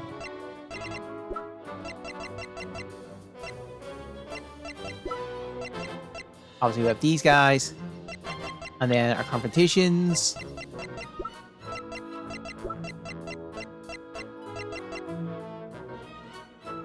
Yeah. So that puts us probably one of the best. Alright, so yeah. If we have. Oh! That, right, yeah. So yeah, I think we'll wrap things up here. So hope you guys this week. We'll be back on this Wednesday, and Turnabout Reminiscence is going to be our next episode. I'm getting ever so closer to Edgeworth 2, and I'm really looking forward to that, because Edgeworth will not play it, but Edgeworth 2, I'm going in blind, so yeah, I'm looking forward to see it. So, but Reminiscence, and then our final episode on the first Edgeworth game. So yeah, with that being said, I'll wrap things up here. I hope it's a good day, hope it's great, and a great week. I'll see you all next time. Bye!